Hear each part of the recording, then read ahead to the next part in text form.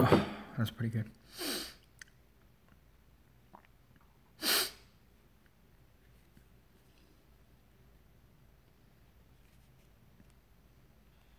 Let me hear how this sounds here. Look at this. Look at this golden ratio of retardedness right here. Just wait for it. Look at this golden ratio of retardedness right here. Just wait for it. Look at this golden ratio of retardedness right here. Just wait for it. Look at this golden ratio of retardedness right here. Just wait for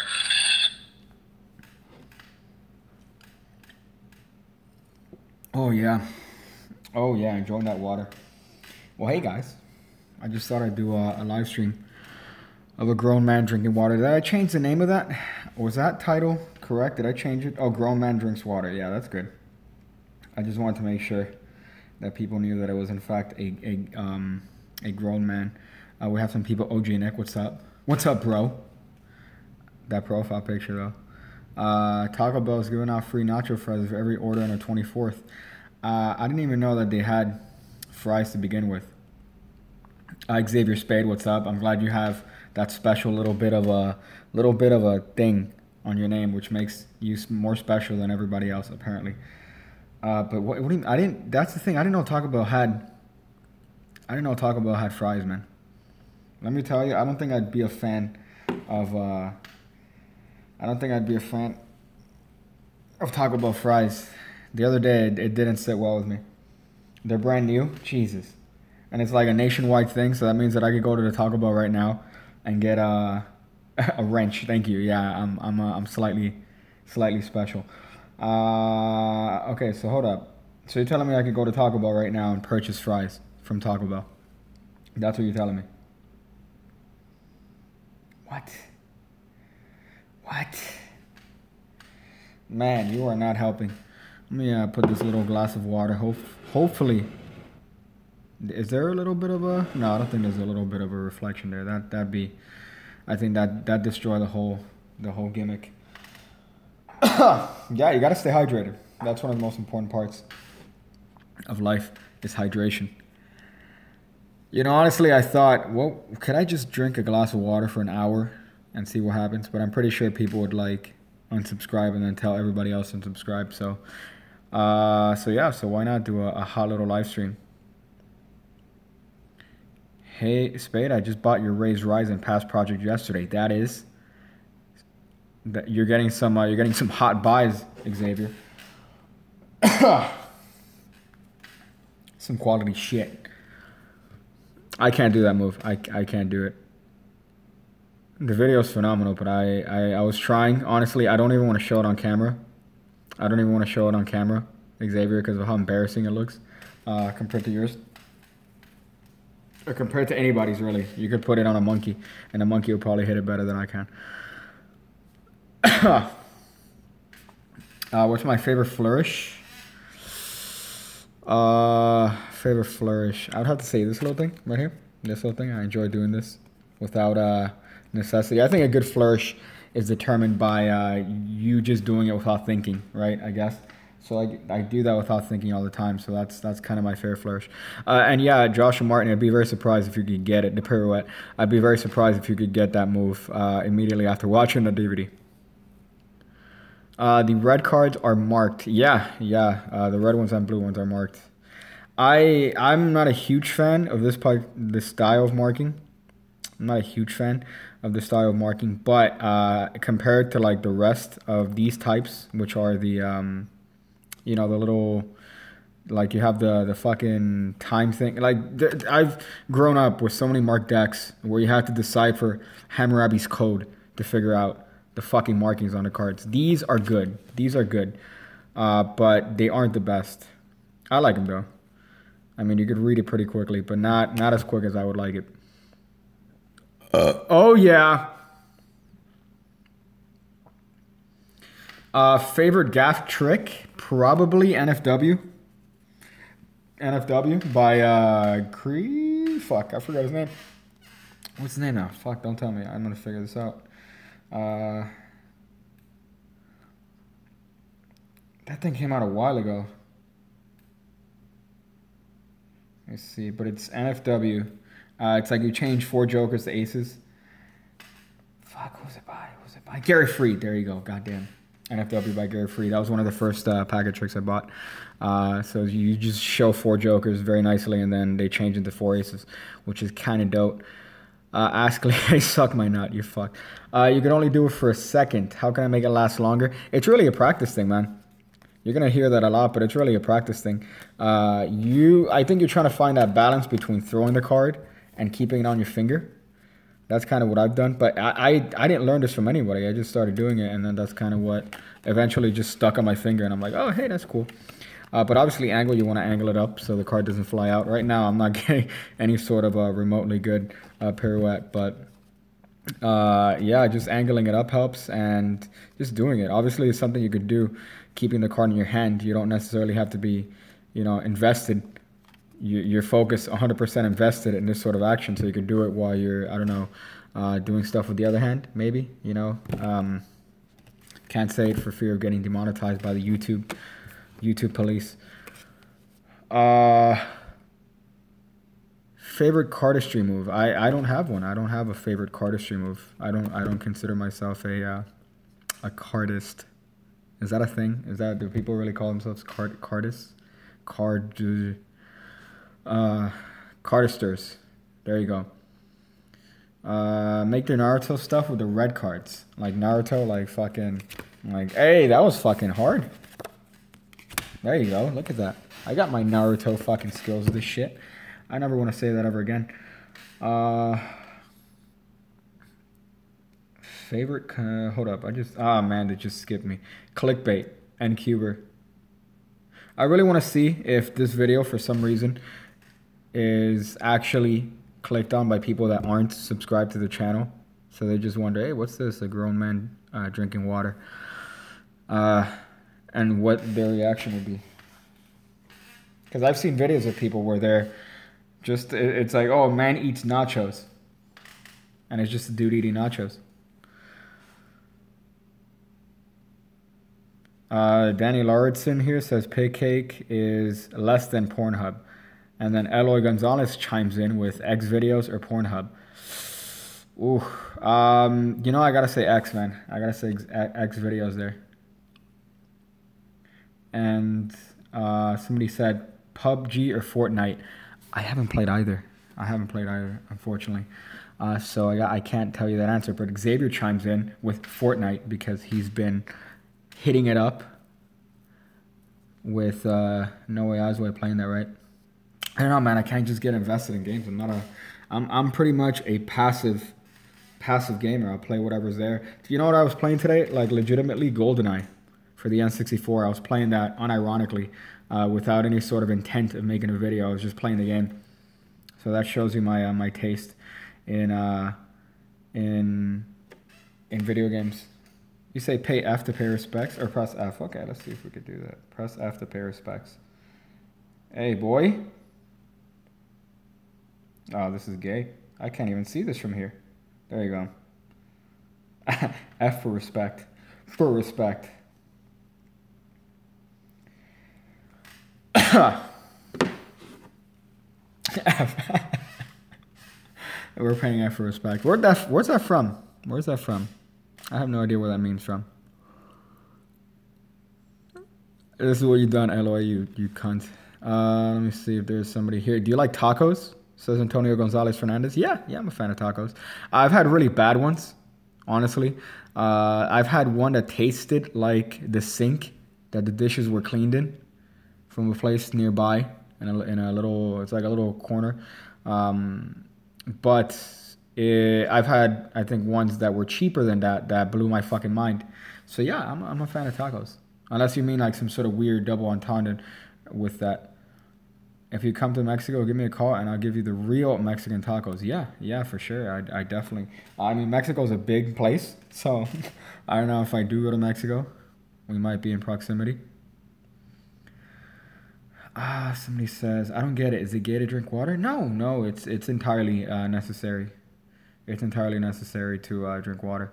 I think when you don't drink water, that's when you have an issue. Somebody says, hey, XVids. Yeah, representing XVids. I'm looking for them to sponsor my videos.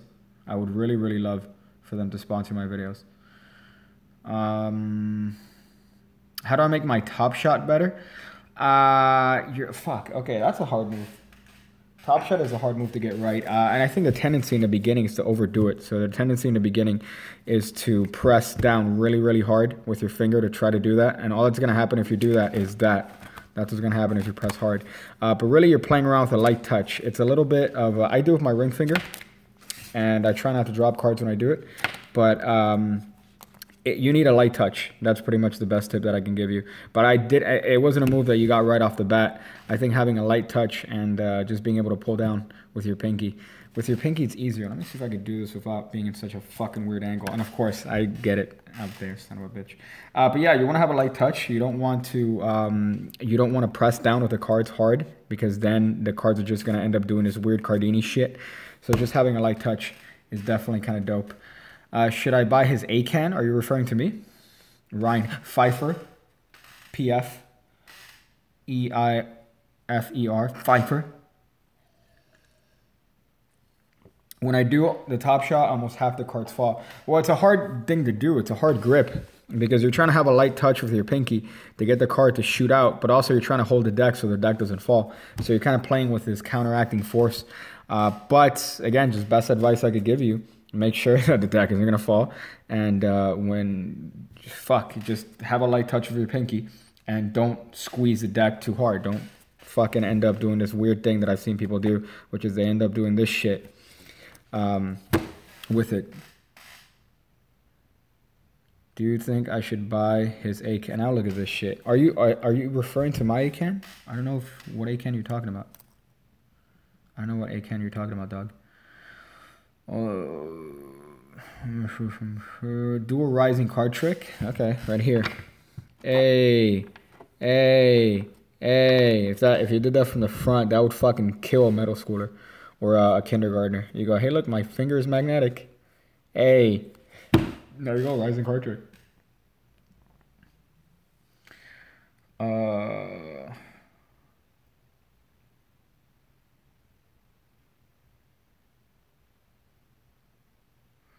I see. I've been practicing for 2 years and I still don't have it. Well, you definitely need to be able to, dude, I thought you would have gotten a patch. You're talking about the top shot.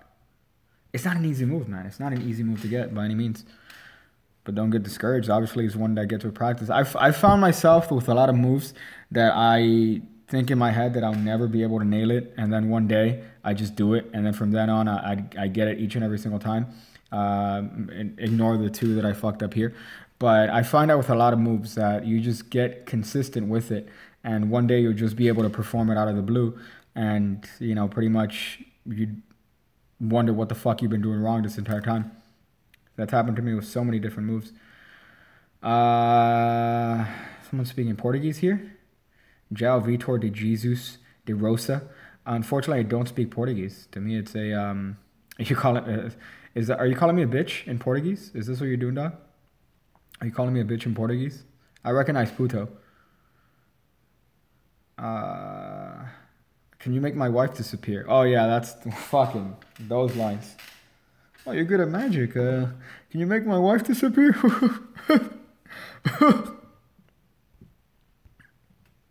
You just want to die? That's kind of a dope effect. What the fuck? That's fucking sick. Look at that shit. What is going on here? Am I in the fucking, what's the music video? The fucking, damn it, what's the one? Take On Me? There you go. Right? Damn, that looks actually kind of sick. How do they look at me? How do they look? Look at how dope they look. How fucking dope are those cards? What the fuck is going on here? Damn, that's actually a really good looking effect. I'm actually surprised as to how good that looks. Oh shit, boy. Damn. Yeah, I'm gonna keep it like that from now on. I'm gonna keep it like that. Sorry about the post office and the lag there, Satchel. Satchel, it's not your fault, dog. It's post office. Don't worry about it. I'll hit him up tomorrow and be like, hey, dogs. I know y'all got a package. Don't fucking hold it up unless you want me to bust a gat in here, right? That's what the black people say. They go in there and they bust a gat. You can't see it, but my finger's here doing this gun motion. I'm surprised how good you look. That's funny, right? Considering, oh shit, look at that fucking blanket. How amazing is that? Let me see. There's also this one, which is kind of spooky, right? It's one of these, they call it Hunt, but all that pretty much means is they just reverse the colors there. You got silver screen. Although, you know what? I'm going to keep it on, this actually is kind of dope. This is actually kind of dope. Let me take this one out. You know, fuck it. I'll just go back to the normal one because I don't want people to think that I'm on drugs. A classic pass is my favorite move, and I still practice it. Yeah, I don't think you could ever get that move down. Like, pat. One of my favorite comments, I think, from when I started doing videos was, I've already learned this. I've mastered this move. After watching your video, I'm like, that's not true. You're a fucking liar. Call the internet police. Call the internet police on this fucker. No, that's not the Madison one. The Madison one would be... Oh, they don't... Oh, would that be it? I guess? This one? Is that black and white? No, that's not it. It'd be... There you go. No, not even, because this is like... That has a little artifacting. That's not even good enough. It has to be just straight black and white. Piggy deck, David Hoffman. Again, I've said this, I think, before, that I don't want to mess around with that. I do want to have a piggy deck, and I would like to do it relatively soon. But again, I don't want to make any sort of mistakes with that, and I want to make sure that everything is pristine before I do decide to work on that. So unfortunately, for the time being, I'm gonna have to push that a little bit back. I do want to do it somewhat, maybe reasonably by the end of this year. But again, that's just hoping that I actually could do it, because again, that's something that is like, for example, there's only a couple avenues in order to be able to do it. One of the more reasonable ones would be to like do it as a like crowdfunding sort of thing, and I wouldn't want to fuck around with people's money. So yeah, but I do definitely have that in my fat to-do list, hopefully for this year. Right now it is over here. It is 10. So it's basic bitch o'clock here. There's okay, and then Vitor de Jesus is saying that Brazil is better than USA Brazil. I mean, you're saying that Brazil is better than USA Brazil.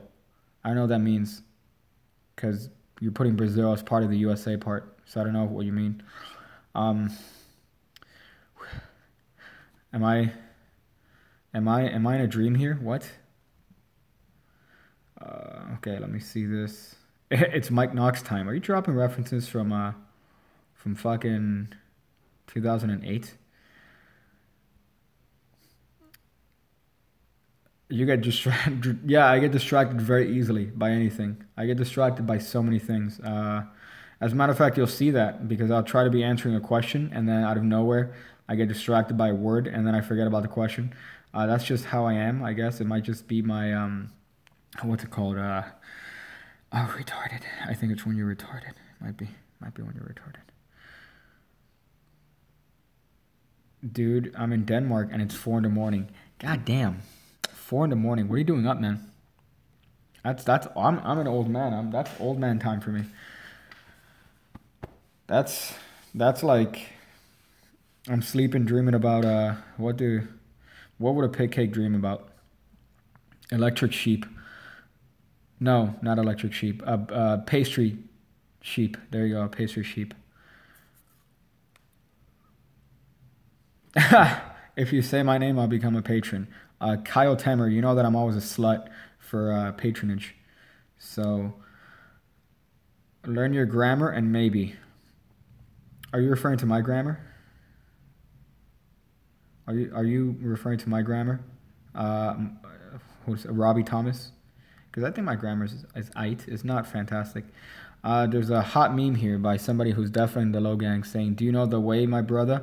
You know, I don't. I did see the origins of the meme. I don't find it that funny. You know, usually when it comes to memes, I'm very picky and particular. That meme, I wouldn't consider that a funny meme by any means. To give you a comparison, a meme that I find hysterical is Confused Internet Kid.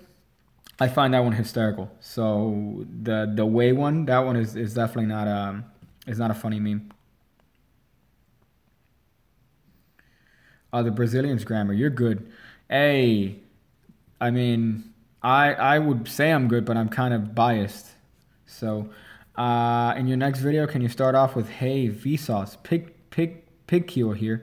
Well, I already did one that was kind of a Vsauce video, where I do a whole video as Vsauce Michael, which is actually a really good trick, which they actually did on Vsauce.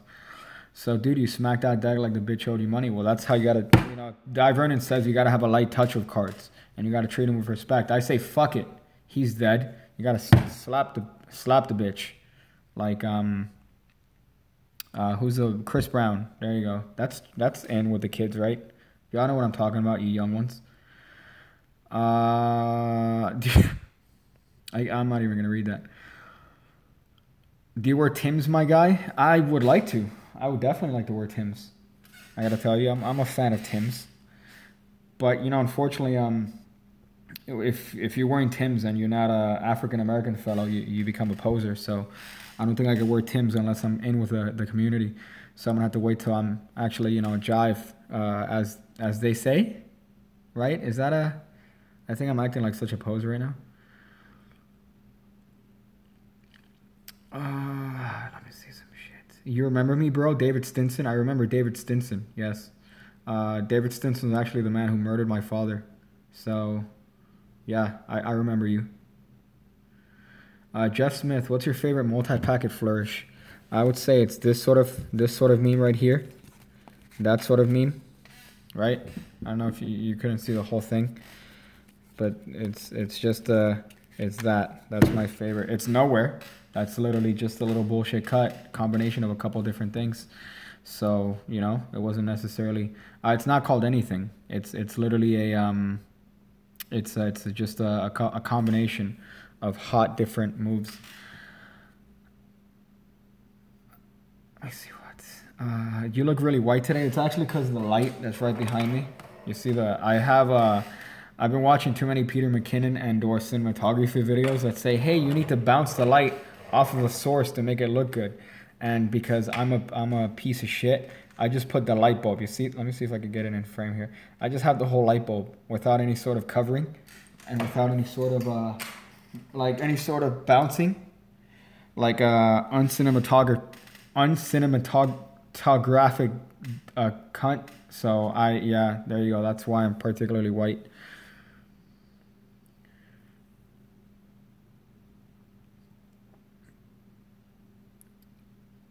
What's your favorite one-handed cut? This one, probably. That's it. Again, I'm a simple guy. I'm not really one of these insane...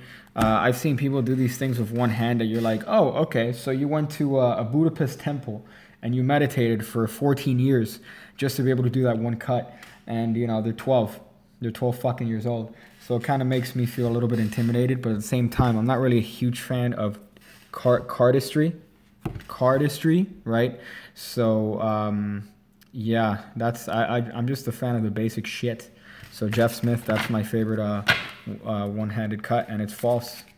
It's a false cut, which is kind of dope. And you could add a little bit of a, let me see if I could even do it on frame here, one of these memes to it, right? That's kind of hot when you do it. I'm just glad that if I ever break my right hand, I'm set at least to do some stuff. Let me see if I could do one of these memes. One of these memes right here. With this deck. Yeah, so if I ever break my right hand, at least I could shuffle a deck and cut it. Rene Levant style, you know what I mean? Do you understand what I am saying? Sorry I can't finish watching, bro. Yeah, you do you, man. You do you. Good night, gotta go to sleep. Yeah, you go to sleep too. Sleep is good for you, all right? Or you could just have it playing in the background. I mean, I don't really have a good sleep-worthy voice, but it would be weird to see the dreams you would get. Is Evan Era a peto? A peto? No, I think he's married, right? I think he's married and he has a wife and a daughter that he shows in the videos. That he shows his awful tricks to in a video. Can you do the anti-pharaoh? No, I can't do the anti-pharaoh. Again... These moves that, well, the anti-pharaoh is one of those moves that when I first saw, I kind of lost my shit because, You know, when you first learn how to do a pharaoh, it's kind of a hard move to do. You don't know how much pressure to put in. You don't know how much, you know, you don't know how much of a little bit of a, you know, if you want to put a lot of force. So watching somebody literally do that move in reverse, I lost my actual shit. But I can't do it. The Real Bean here says, my uncle died in 9/11. He was the greatest pilot in all of South. Oh, man. What is going on here? Thank you, man. I appreciate that joke. That's a funny one. Hey, what's the difference between a bad golfer and a bad skydiver? Says Fluffy Robot. I don't know. What's the difference? I feel like I'm going to walk into anything. Andrew B, because I'm a grown man and I'm drinking water. That's why. I got a cup of water right here, and I'm drinking it.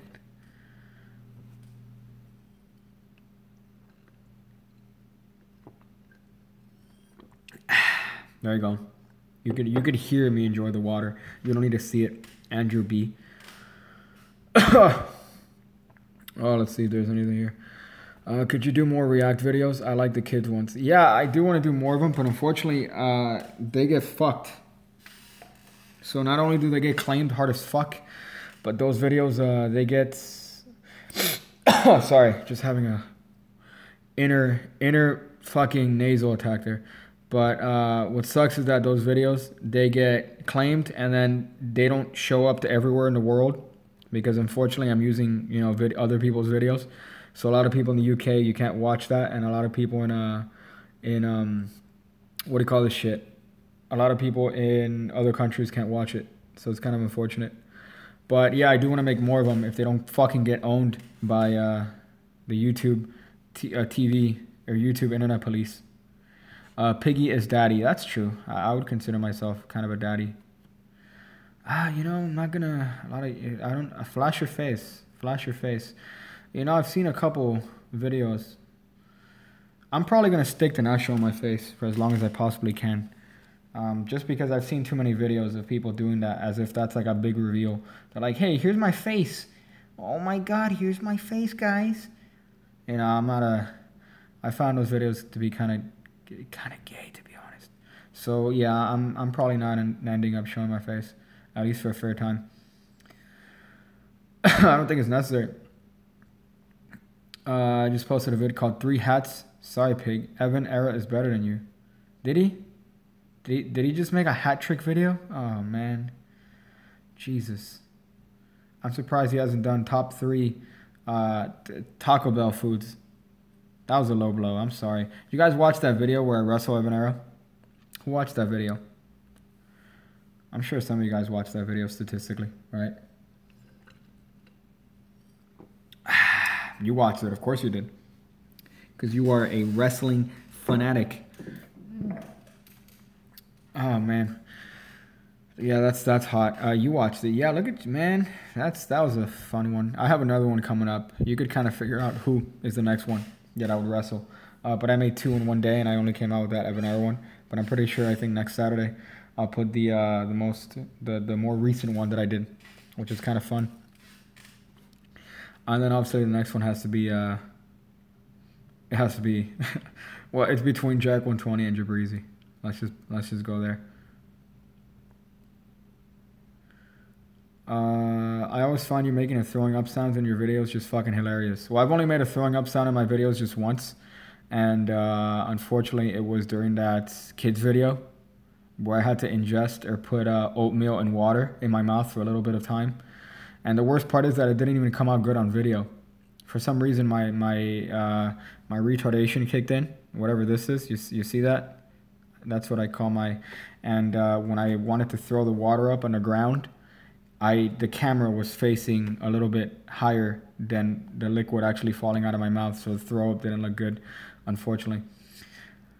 Did you say, what's the grown man drinking water? I'm the grown man, and I'm drinking water. You good person. WWE or New Japan? I would say New Japan is better in terms of wrestling, but WWE, you can't compete, unfortunately. They're kind of the monopoly on it. That's about his favorite food. He says pig cake. What a vegetable, right? Yeah, I would agree with you, Crow Guy. Do you use flap cards? I would say no. No, I haven't had a flap card in about probably 4 years, honestly. I remember I really, really wanted to buy a trick called Blink when I was younger, which was you hold the deck, right? Like this. You hold the deck like this, and then you just fucking shake it, and then the card changes. I really wanted to buy it, and when I was younger, it was like, I think 30 bucks. So I had to obviously tell my mom, hey mom, I want to buy this trick. And she's like, that looks like shit. My mom actually told me that looks like shit. Isn't that the same thing you do when you just do this thing? And she told me about the Erdnase. And I'm like, you know what? You're right. And I didn't buy Blink. And I was glad because it got shit reviews.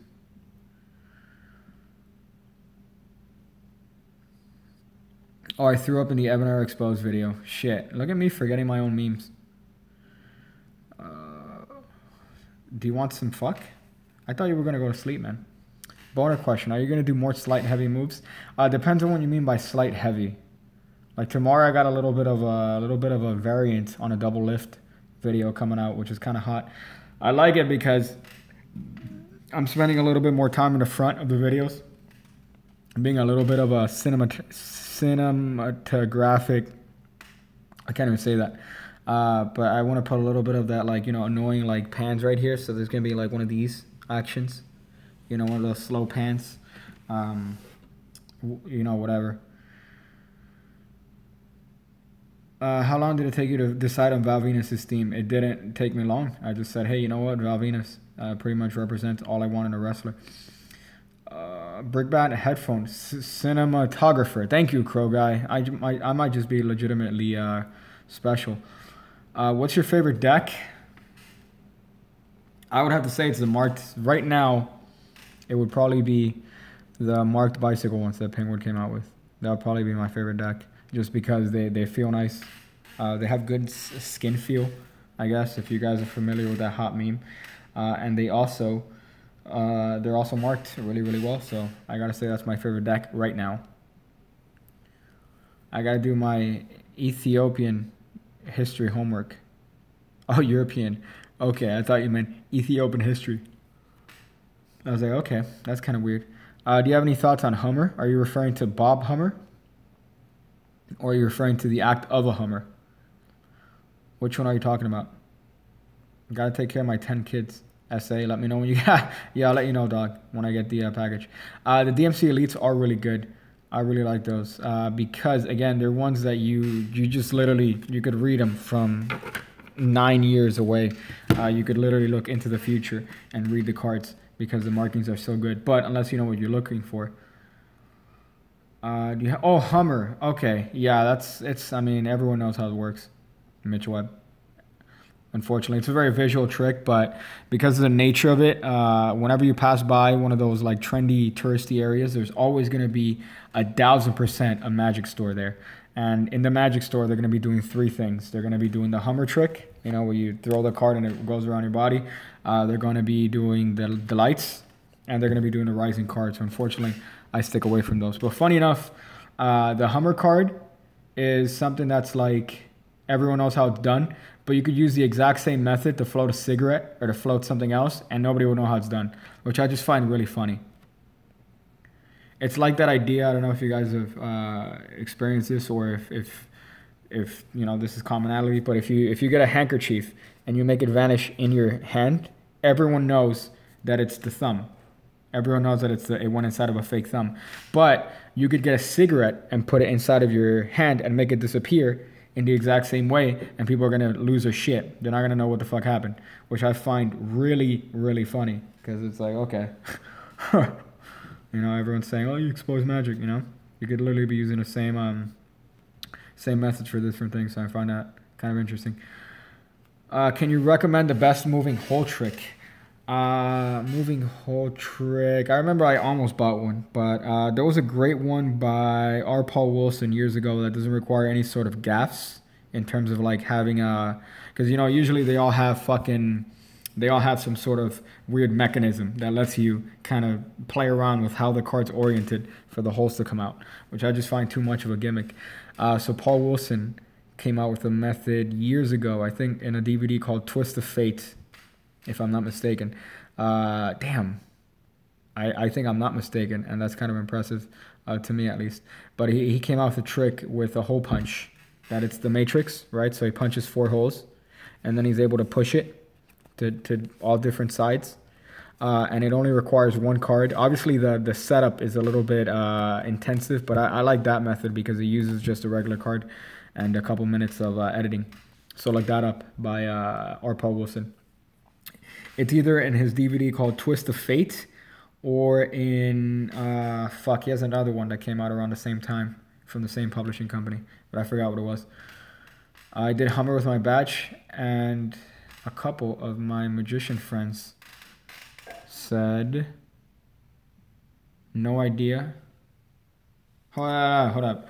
Hey, Piggy, I did a Hummer with a badge, and a couple of my magic friends had no idea for it until I said, are you actually fucking kidding me? Oh, that's funny.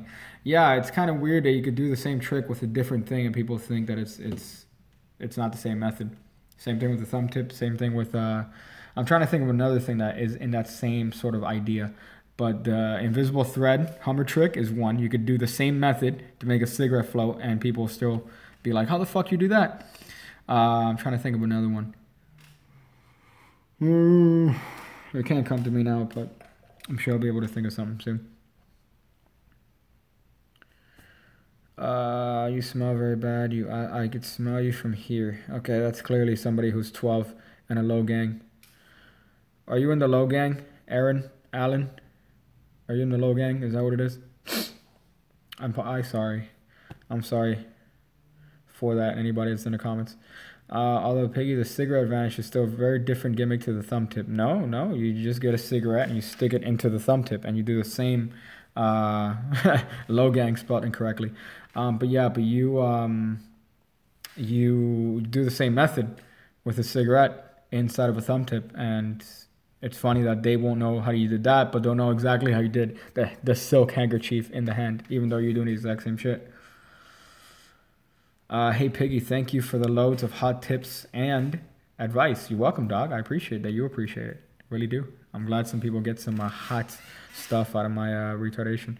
Really, I use a pull for the cigarette vanish. Yeah, a pull is the same stuff. I mean, a pull is just obviously you end completely clean. The thumb tip, you end with obviously something on your thumb tip. But, you know, each has their own benefits. I prefer a thumb tip just because of its versatility. And every couple years, you see that there's a viral video that comes up, and it's a different viral video, which is kind of funny. But there's always a video that comes up every couple years of, which tells me, by the way, that we're living in a fucking matrix, of a homeless dude doing a cigarette vanish. Every year, for some reason, or every couple years, there's always a viral video of a dude doing a fucking, getting a cigarette from somebody and making it disappear into a thumb tip, and everyone loses their mind. Maybe because he's homeless, maybe because whatever, but that style of video comes out every couple of years without fail.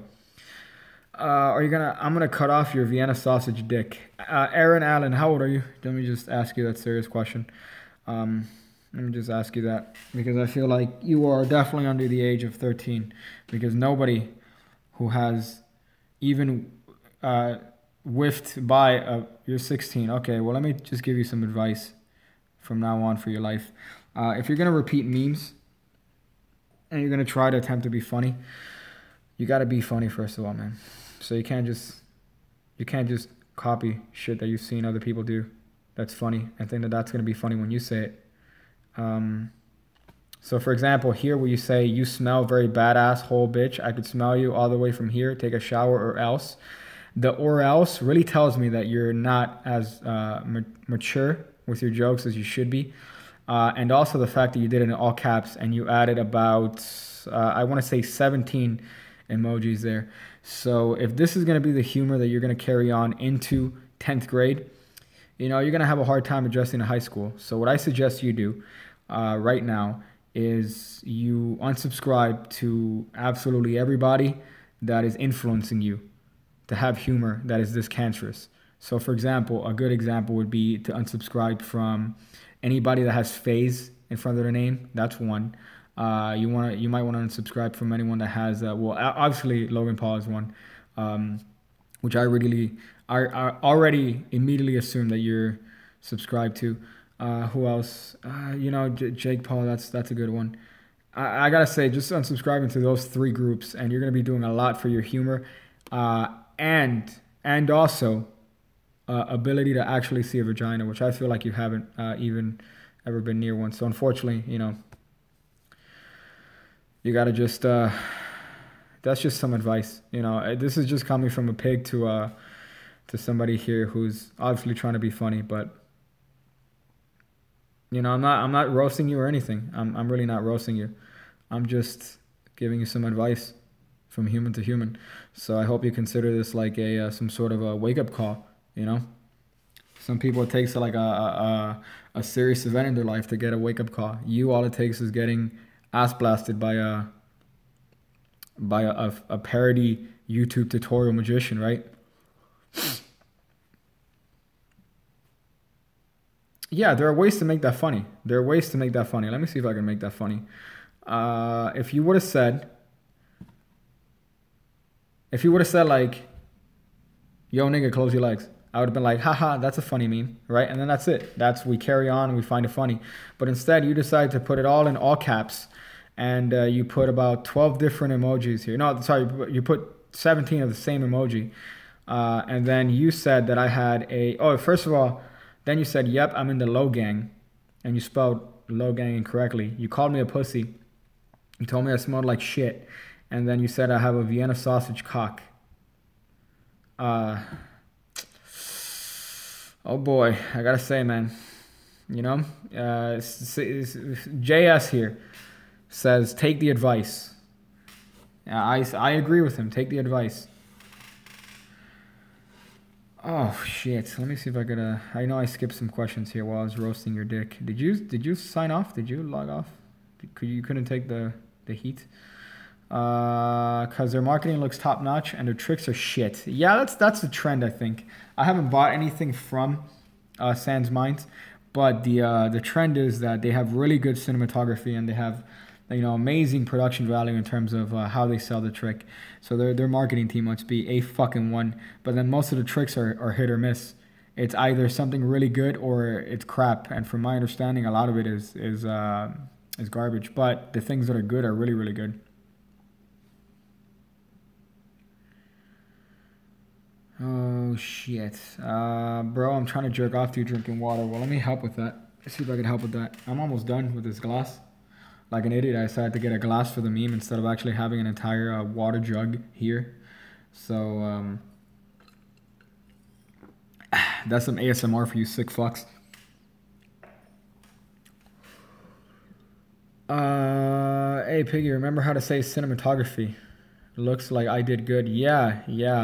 I mean, after watching, I've been binging on a bunch of videos for that to try to improve, you know, obviously the production quality, try to get that shit on the up and up. But what's your favorite Sybil variation? It's this one. This is just some basic bitch Sybil shit. This is the first Sybil I learned. That. Oh shit, boy!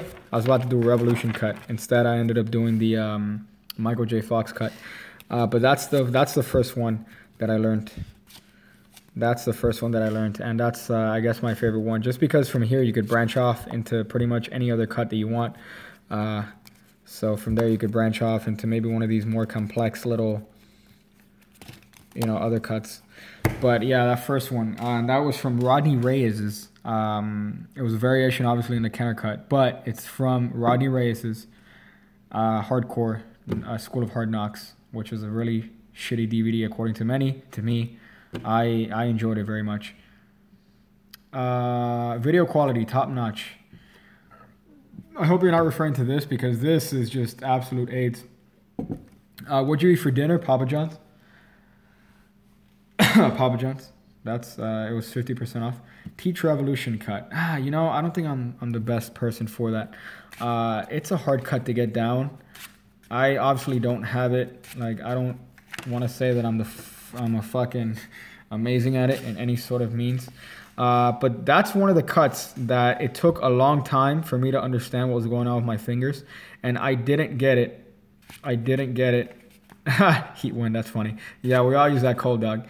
But I didn't get it correct for a long time, and then one day my fucking fingers just did the right things, and they actually did the right revolution, and it just happened. But pretty much, you're lifting it up. Your ring finger. I can't even do it slow. Hold up. There you go. You got to get into this fucking position. You see this shit? My ring finger is literally down here in this lower left corner. My thumb, let's see if I can do this. This is what's going on with my fingers. That's what's going on with my fucking fingers. But I was doing this for a long time. I was doing this shit for like ever. Like just getting the card stuck there. And then one day, literally everything just fell into place. And I did this once and I'm like, oh fuck, I finally fucking did it. And from then on, I've been doing it, correctly. But that's one of those hard moves. And I learned it by, I remember it was in one of those Brian Tudor videos that Penguin came out with years ago. Like they did a kind of launch on it on DVD because I think they were VHS. But yeah, that was a fucking hard move. Do a revolution Erden Ace? Yeah, no thank you. No fucking thank you.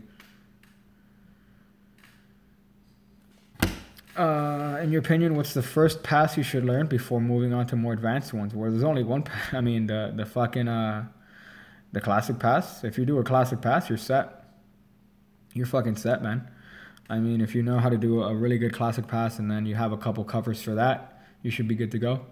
You could do the jiggle pass. That's a really good one. That's a good cover. I think that's Derek Dingle, if you want to look that up. Jingle pass. And then you could do, I'm trying to think of other covers for the classic pass. Riffle pass is all right. Dribble passes are fine. Brick pass, yeah. Brick pass, I think, is a variation on the jiggle pass, I think. Herman pass is a different style of pass, but again, there are covers for that too. So on the Herman pass, you have the turnover. You have the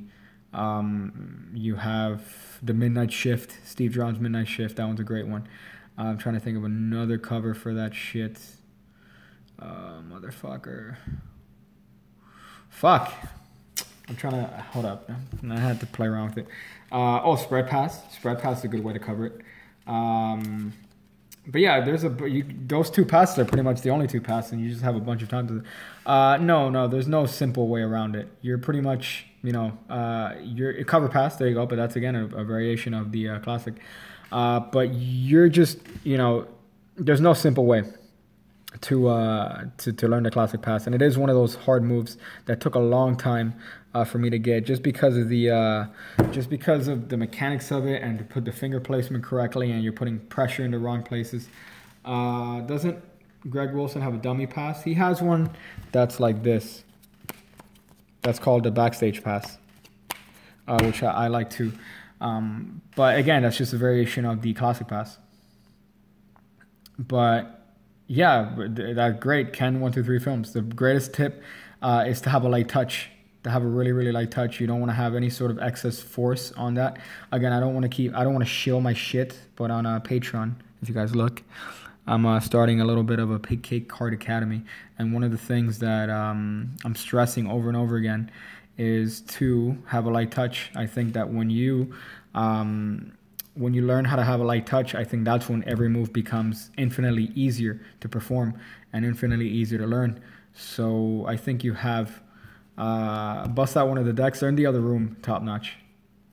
Yeah, it's in the other rooms. But yeah, but there you go. Greatest advice: relax, and pretty much just have a light touch, and you're gonna see that a lot of moves become easier. I think one of the things that I had a hard time with the pass when I was first learning it is that I was squeezing the shit out of everything, and nothing would come in. But then, I realized that a light touch is pretty much all you need to do a good pass, and just make sure that you're consistent in the way you practice.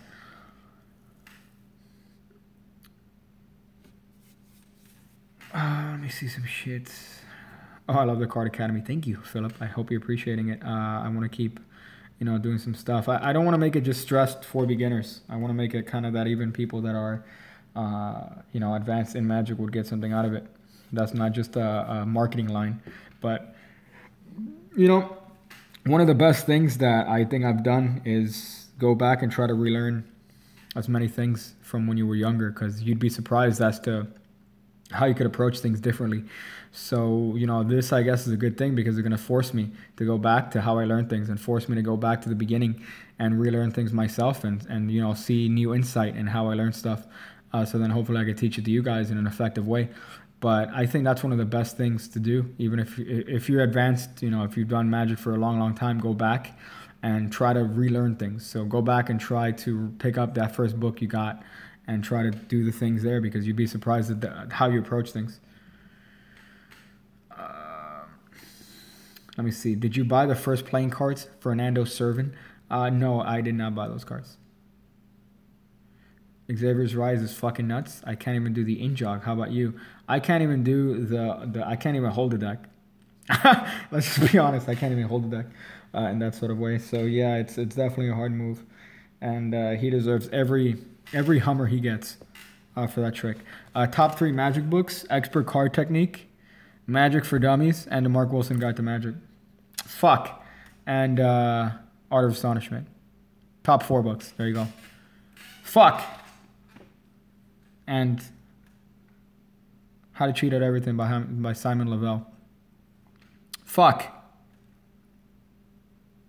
That's it. Yeah, that's pretty much. But really, those first 3 books have been like instrumental in getting me to what I know today. So, hey, yeah, I'm glad. Again, Expert Card Technique is really, really one of my favorites. And then Magic for Dummies is just so fucking much shit in there that you kind of dismiss. And then just some theories. Yeah, Magic for Dummies is the yellow one with the little guy in the front. But that book is so good. So fucking good. How about Steve Beams? Steve Beams, I you know, I haven't really checked out his shit. I really want to, but I know his books are very, very expensive. Steve Beams, Semi-Automatic, yeah, that's the one. I think I don't know, a long time ago that there was some sort of ACAN that was referenced to Steve Beam. Let's see, Royal Road to Card Magic. You know, I've read it in passing. I do like it, and I do like the fact that they do a slight, you know, they have like a chapter, and then they pretty much do a kind of a trick or tricks with those moves. I like that format, but I don't know. I guess I didn't have it when I was growing up, so I really can't tell you. You know, I can't recommend that book. If I would have had it growing up, I probably would have a different opinion. But at least to me, growing up, the ones that helped me out the most were Expert Card Technique and Magic for Dummies and the Mark Wilson book. The really, really thick Mark Wilson book. You don't want the smaller pocket one, even though both of them are good.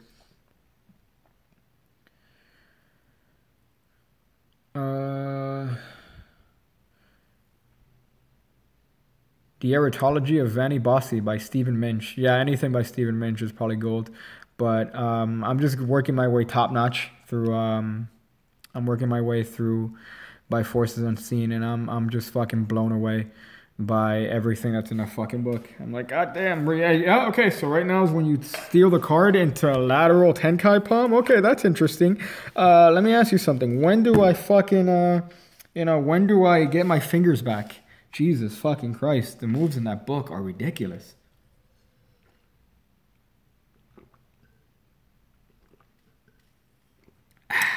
Post the video now, cunt, of the unboxing.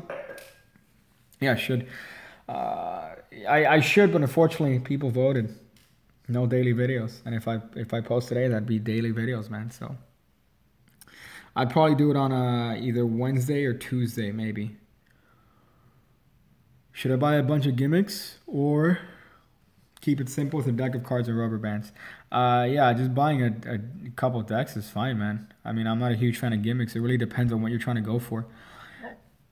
To me, a gimmick is only worthwhile if you have an effect in mind. But I know, for example, that Ramsey came out with that video on gimmicks today. But I don't think that just watching somebody do a video on somebody watch a video on gimmicks, you know, that should be the inspiration you need. Oh, now I need gimmicks. Like, you don't. Like, if you have an effect in mind that maybe requires the use of gimmicks, yeah, okay, that's fine. But if you just want to get it just to get it, then you're wasting money and time, you know? I think that if you have an effect in mind, then yeah, that's fine. But just, you know, don't get things willy-nilly. What's your favorite trick from expert at the card table? Or expert card technique, not expert at the card table. Hold up, shit. I just got 7 comments at the same time. The psychic video you did was very good and informational. Yeah, because, you know, psychics are kind of cunts. So I hope that that came out through that video. And especially that young one, like, fuck, man, you know? Most of the psychics that you see are older people because, you know, they've been around and they kind of know what it's like or know how to manipulate people and, you know, lie to people. But, you know, some people are honestly doing it because they think they have powers, which is still bad. Not as bad as an actual psychic like Sylvia Brown, who's, you know, took advantage of people on purpose. But that young guy, he looks like he's between, what, 18 and 30. And he's fucking lying to people saying, oh, yeah, I'm getting these perceptions. Do you have a scar on your left knee? Oh, okay, that's interesting. You're older. Your father died of something heart-related. I feel like he had a hard time breathing. Oh, my God, how did you know? You know, fuck that guy. Those people are really the worst. What are your thoughts on Peter Turner? I think that he could add a lot to mentalism. But I think that, you know, I think he should keep his shit to himself, honestly, because what he's going to have is a bunch of people doing his stuff incorrectly. I think that he should have kept a lot of the stuff that he's put out to himself. I know that you kind of want to put it out, and I'm a fault to this, but, you know, his methods are one that are very catered towards his personality and catered towards how he speaks. So what he's going to have is, you know, a group of people who buys his stuff who are imitating how he acts and how he talks and his dialect.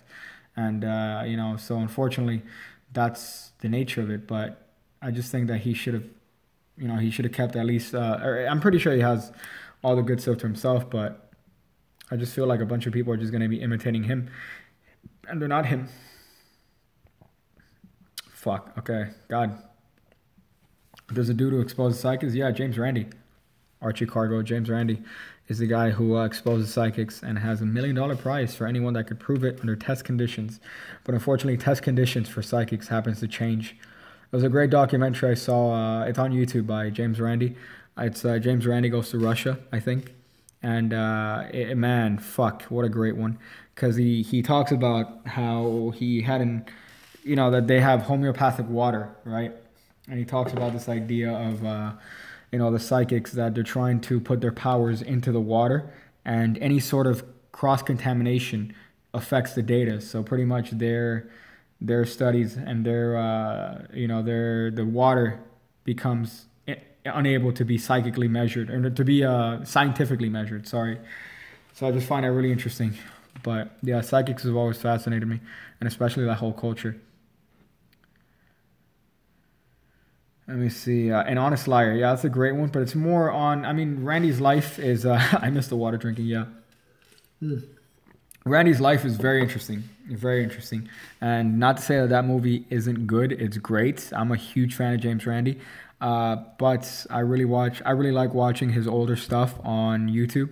There's like a 4-hour compilation that goes over his old show, where he just goes over psychics and stuff and, debunks them. But yeah, they're just fucking the worst people, I think, in my mind. Let me see. One dude got the $1 million prize. Nobody's ever gotten it. Nobody's ever gotten it. True TV. You're right, I just bought Peter Turner's Volume 1. He has a style I can't do, super talkative, and act like a fool. Yeah, again, his style is that British style. That British style is one that I found is very talkative. It's very story-driven. You see this in Darren Brown. You see this in Ollie Mealing. You see this in Andy Nyman. That British style is very talkative. So, he has that style where it's like, oh, we're going to sit and we're going to have a conversation. And in the context of this conversation, I'm going to do something crazy. Like, I'm going to tell you what your birth sign is, And a lot of people don't have that. And a lot of people want, hey, okay, we're sitting down. Are you thinking of a name? Okay, that's the name. And that's not practical. So it's practical to him. And I guess, it's giving him, I guess, some sort of, capital, but I just think that it's breeding people imitating his style that works for him.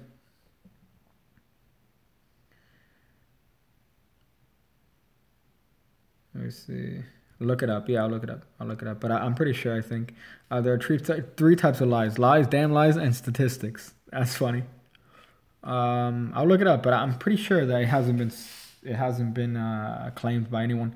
I know that there was a guy who claimed that he claimed it on I think Magic Raphael or Seth Raphael or some shit on one of these live $1 million challenges.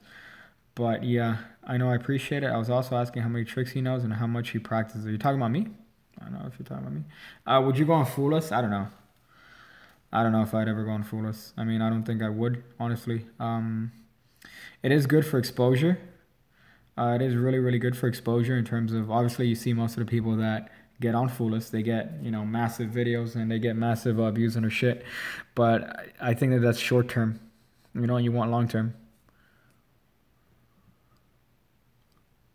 Rubik's Cube Magic's all the same. Just solving a cube. That's funny. Funny enough, I just ordered something from one of these shitty Asian websites. And I did a review on it not so long ago. It's on a really shitty Rubik's Cube trick. I don't know when I'm going to put that one up, because that one is just a weird video. It's just a review on that. But I'm pretty sure I'll put that up sometime. Let me see some other shits. Do I watch Foolus? Yeah, I watch Foolus from time to time. But I'll watch him on, like, you know, YouTube and stuff. I don't have cable, so I just watch it from time to time. Whenever an interesting one comes up. I don't watch all of them, but, like, for example, like Paul Gertner, I'll watch his stuff. When Matt King got on there, I watch his stuff. Shitlim, obviously. There was another guy, the cookie one. That one annoyed me to no end. Then there was another one. My favorite one was the Matthew Beach one. Fuck. He murdered them. And then there's a whole fucking Jay Sankey one, which is just the best thing ever. The back and forth they've had on that is phenomenal. I found a video recently where Jay Sankey commented on Penn commenting on Jay Sankey after he claimed that he fooled them. And they had a really good metaphor in that. I think it was from Penn's podcast. And they had a really good metaphor in that. That what Jay did is the equivalent of somebody doing this little trick. You know, when they say, I got your nose. That one, yeah, that's a really beautiful metaphor. That's a really perfect metaphor. It's like, hey, you do the I got your nose trick, but then you said, I used a piece of plastic. That's exactly what he did. That's exactly what he did, because he did this fucking shit where he was saying that he used the box, right? The hole in the box. And he held the deck against his body, and then he moved it in a way so that when he did the levitation, it looked like he was doing the classic one. But he instead was using his thumb with a hole in the back of the trick. It's like, yeah, okay, that's, you know, all right, that's one way to go about it. But that was my issue with Foolus. That was really my issue with Foolus, and the reason that I didn't watch that show as much as other things, because I feel like the magicians come up and they'll do 10 tricks. And you're like, what the fuck am I looking at? There was this one guy that did a license plate, or no, Penn's driver's license and a can of Coke. And I'm like, what the fuck am I watching? There's like 10 things going on. I don't know anything that's happening right now. And again, Jay, you know, you gotta fucking be honest when you gotta be honest, but he did like 12 different fucking tricks. So which one is technically the one that he chose to fool him? You know, you don't know, because if technically he fooled him in any one of those tricks, does that count? So, you know, I just think that that's kind of taking advantage of the system. But I do appreciate someone like Paul Gertner going up and doing one trick. There was a guy, Rob Zabrecki, you know, he did one trick, even though it's a very well-known method. It's still one fucking trick. Pretty entertaining. Yeah, I guess. Oh, Dan Harlan. Yeah, the Dan Harlan one was really good, because he did that. He did the cartoon, right? But he used the normal deck. Did you miss the water gulp? Maybe. Let me see if I have. Yeah, this is the last gulp here.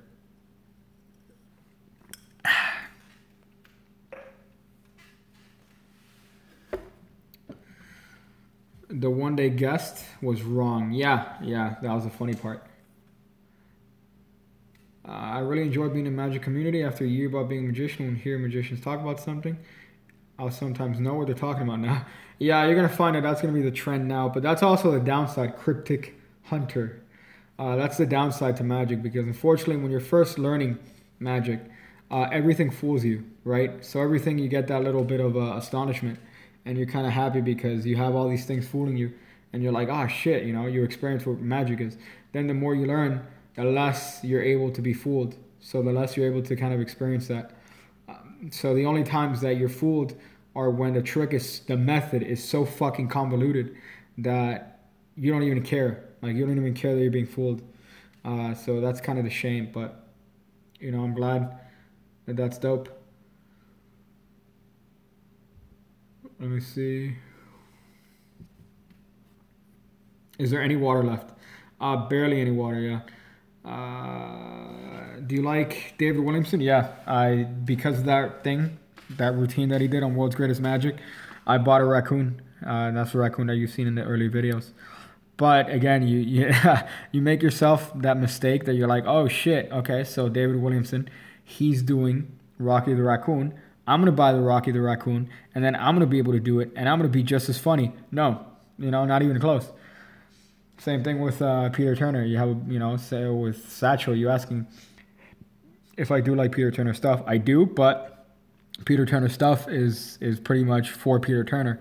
So you're going to have a bunch of people imitating his style. Same thing with David Williamson. But I do love that routine with the raccoon. Carbonaro, I've heard about the show, but I've never watched it. I've never watched it. I know that it was on True TV. Penn on Sankey was fucking funny. Yeah, it was really good. I mean, obviously Penn was the one that was more logical there. Favorite closes on the Pharaoh and the Riffle Shuffle? Well, there is this one that I do like. That's like a double. It's like a double waterfall, which is kind of dope. Let me see if I can do it. That if you have a Pharaoh and then you push on both these corners, first of all you get that waterfall, and then you get that waterfall, which is kind of dope. So if you do a Pharaoh, let me see if I can do it here and not have a fucking weird angle. You're squeezing the opposite corner, so you're squeezing the upper right corner and the lower left corner, right? Which are gonna make the cards shoot out to the left. And then you could do a double, which I didn't fucking just do. But you could do a double waterfall with that, which is kind of dope. Or you could just do a spring with that when you're squeezing them together. That's kind of a cool way to end it, right? Show us a false riffle shuffle. Hey. There you go. That's one of the dope. Hey, I don't give a shit as to what I'm doing. Sort of false shuffles. Right? There you go. That's a false riffle one. This from Expert Card Technique. That's from Expert Card Technique. Right? That's one. That's not a zero. That's not a zero. Zero uses slip cut.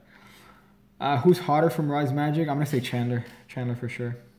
Although I do have my phases, so that might be just my mood today.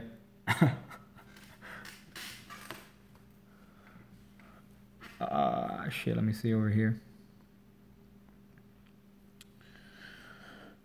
What's your opinion on 52 Shades? Is it worth getting if you think that you're gonna learn something from it?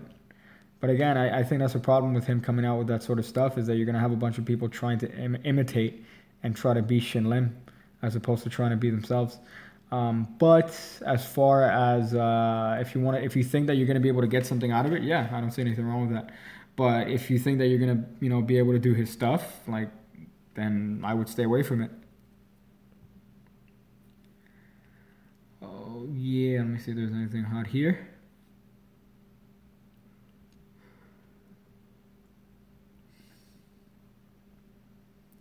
Okay, hold up, this one. Thoughts on Fire Wallet? I think it's dope. I have a couple. One that I got from Jim Pace before, his shit happened. Jim Pace, by the way, is a piece of shit. Let's just get that out of the way. But I did buy in my first wallets from Jim Pace. And then the one that I bought recently, I mean like 4 years ago, is the Theater Magic one, which is pretty good. The Theater Magic one is kind of dope. But, you know, fire wallets are, again, one of those things that you get in the trend of accidentally being like, oh, let me buy this one. Let me fucking buy this one just because people are shilling it when you don't really need one. But I like the prank aspect of it, you know, that you could just open your wallet and fire comes out and you're like, wait, what the fuck? So people don't know what they just saw. Are you using Rusev's body? Yeah, I'm using Rusev's body from like 2 years ago. I love you, Piggy. There you go. How'd you get into Magic? I think I've told the story probably 12 times, but a friend of mine back in middle school showed me a card trick, and then from then he also showed me that he was going to levitate. Then finally, when he ended up levitating, he ended up doing this little the stupid Balducci one, and then from then on I was hooked. From then on I was like, oh, you know, I'm going to keep learning shit. And then I got the Mark Wilson book, The Magic, and from then on it was like, hey, I'm on this shit. I got bit by the gay bug. Here's a question I like hearing. Thoughts on Angle Z? What do you do when someone tells you to put the corner back on? That is, if you do Angle Z. Well, I do really like Angle Z. I think that the method is phenomenal. And I do love the touches, the extra touches on that. But if somebody tells you to... I think the best thing to do in that scenario is to kind of avoid that scenario altogether. Because that's not the trick. The trick is that the corner went from one location to another location, to another impossible location. So the effect isn't that you're bringing them back together. And, you know, if they're saying that, it's just, you know, out of a stupid joke to try to get attention back on them, I think. But I don't even know what I'd do in that scenario. I'd just be like, you do it. Yeah, you do it, bitch. Fuck. I can't do that shit. What do you want me to do? It was literally, it's in an apple across the room, you cunt. Like, you don't think that's good enough? You want me to put the card back together? Like, come on, man. What am I going to do? But Angle Z is definitely a great thing. And I do like the twist on it. Usually it's the whole card that disappears somewhere else. The corner is just as effective. You know, using a corner is just as effective, especially if it matches. So I love the method on that. And I love how open it is to anything. But if they tell you to put it back, I mean, you do it. I can't do that. You do it. But you're the magician. Well, you know, you're asking me to do something. I just fucking took that corner from here and it appeared inside of that girl's butthole. And you're telling me that I should put it back and you're going to be impressed? Get the fuck out of here. I got to go, man. Thank you for your tours and hot tips. Yeah, dog. You take care. Luke Jordan. Greatest name. Just tell him no because you didn't pay for the effect. That's funny. But can you do this? Yeah, where's that PewDiePie? I think that's the best thing to do. You're right. Can you do this? So they tell you to put the corner back on the card and you go, yeah, I could do that. But you know what's more impressive? I could do this. And then you go back in your $400 chair that you got from PewDiePie. $400. God damn, that's an expensive ass chair.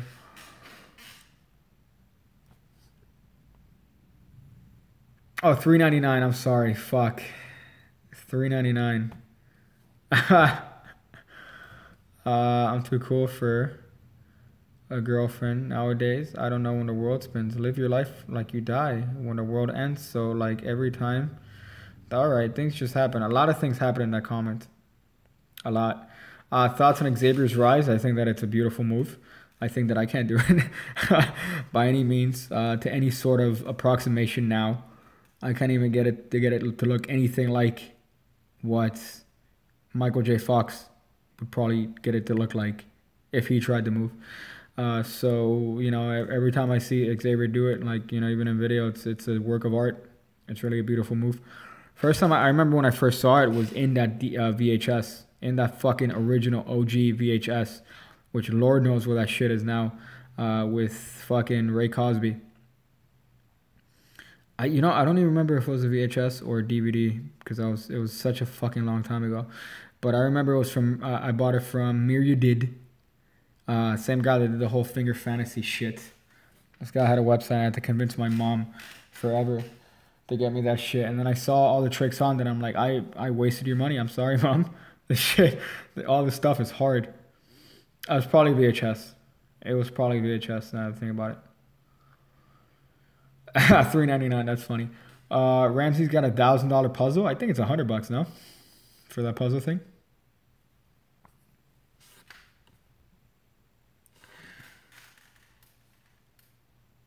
Oh, the $1,000 one. Okay. Yeah, that one I saw. Well, it depends, you know. Some things are, some things that you wouldn't think are expensive are fucking expensive as shit. But I'd believe it. There's no reason. Now, I'd be alive if it's like $1 million puzzle. That'd be straight up bullshit. I don't really know what this channel's about, but I like it. It's magic tricks. I'm sorry, I'm kind of gay with that. Like, I feel like I have to apologize. That is that is fucking magic tricks. So wait, who said that? Greg Yule.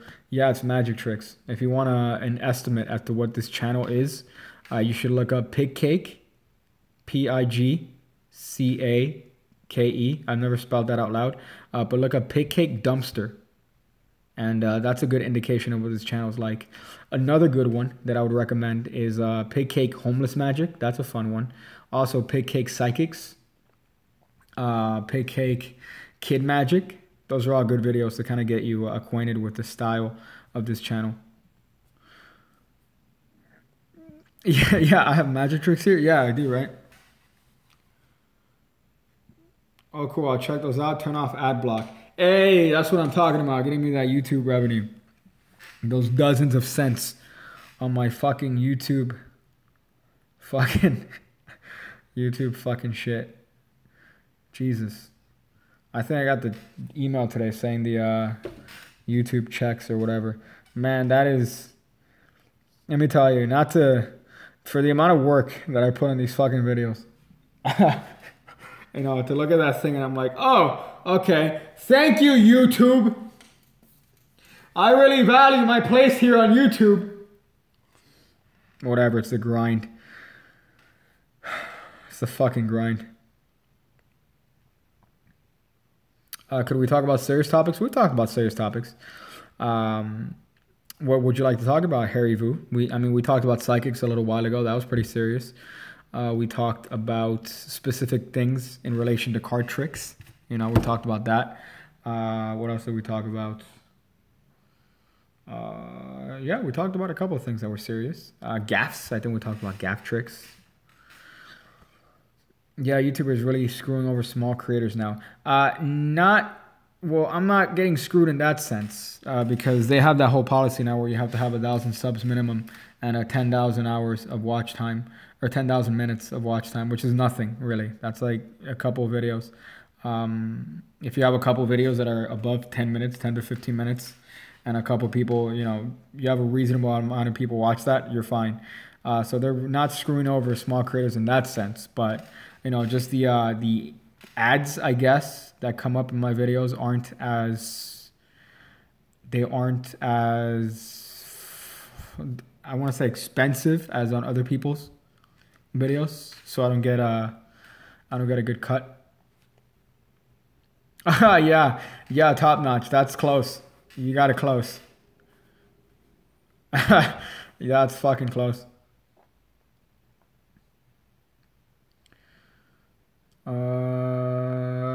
Are you at least clearing minimum wage yet? I don't even know, honestly. I don't even know if I'm clearing it.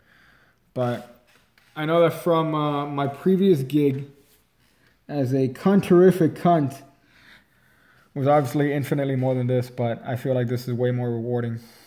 So, whereas this is way less, it's definitely more rewarding than what I did. Yeah, but you get me? I'm not complaining because I don't make vids for money. I have a few friends who make vids. Yeah, I feel you. Badly named channel. What's the 13th photo in your camera roll? I'll check right now. 13th photo in my camera roll is, that's 1, that's 2, That's 3, that's 4, that's 5, that's 6, 7, 8, 9, 10, 11, 12, 13. It's a picture of Pikachu wearing a hat. It's Pikachu wearing an ash hat. That's what it is. I'm not a weeaboo. I'm not gay, but that's what it is. Fuck, marry, kill. Evan Era, Jabrizi, Chris Ramsey. I'd probably end up marrying Chris Ramsey just because. I don't know, maybe I could get views that way. I'd end up probably fucking Jabrizi just because he's the closest to a female out of those 3. And I would just kill Evan Era just because of that. Not because I would want to kill Evan Era, but just because you gave me the option, and unfortunately that's what the option is. So yeah, I would marry. Yeah, but it's obvious that he's a man, right? Like, it'd be obvious that he's a man. Like Jabrizi, I could kind of pretend that he's like a little bitch, so I could pretend that he's a female. So I'd probably end up going with Jabrizi to that might be the gayest thing I've said. Oh.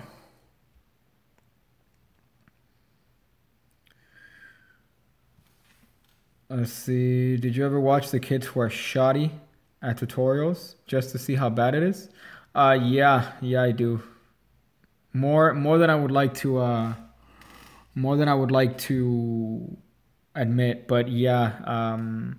You know, unfortunately, I think the majority of like, you know, I understand that YouTube is kind of a free and open platform, but I also think that you shouldn't be able to. You shouldn't put something unless you know what you're doing. I was watching his Captain Disillusion talk that he put up recently, which, I mean, I disagreed with a couple of things that he said, but one of the things that I did agree with was that he said, know what you're talking about, right? You know, if you're going to put videos out, know what you're talking about. So I think the same thing applies for Magic, and too many people jump the gun to publish videos of them doing like a trick where, you know, it's like, hey guys, today I'm going to do a double lift. I'm going to show you guys how to do the double lift. So what you need to do is you got to stick your pinky underneath the second card from the top of the deck. And then you're going to grab the card and you're going to just turn it on top of the deck. And because the pinky, and you're like, why you shouldn't be doing this. Like, even if 10 people watch your shit, why? You know? It took me, you know, really long time. When I started doing YouTube, I was doing Magic, I think, for 14 years at that point. 14 or 15 years at that point. You know, I didn't start YouTube that long ago. I started it, I think, a year and a half ago. But, you know, and even then I felt uncomfortable about putting the stuff on video. Because I'm like, I'm not good. I'm not as good as I could be. So maybe I should wait, you know. But, you know, that's after 15 years. So you have people that they've been doing Magic for like 10 minutes. And they're doing tutorials, and you're like, you know, you should think about it before you do it, and then have a reason as to why you're uploading it. That's what I think.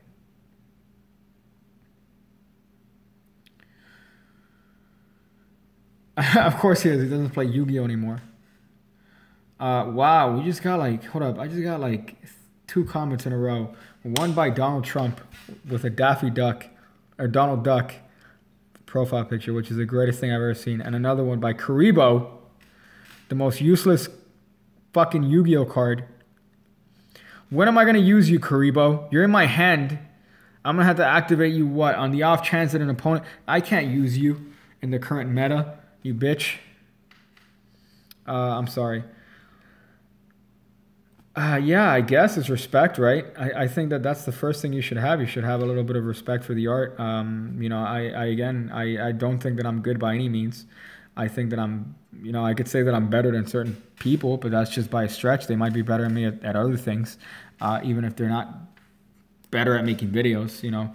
But it's always a learning thing. It's always, you're always learning. You're always improving. You're never going to be perfect. There are times where you're going to be great, but you're never going to be the best, you know? And I think that people need to be at least good before they put stuff online for potentially thousands of people to watch, you know? So it took me a while for me to be able to get that confidence to be like, you know,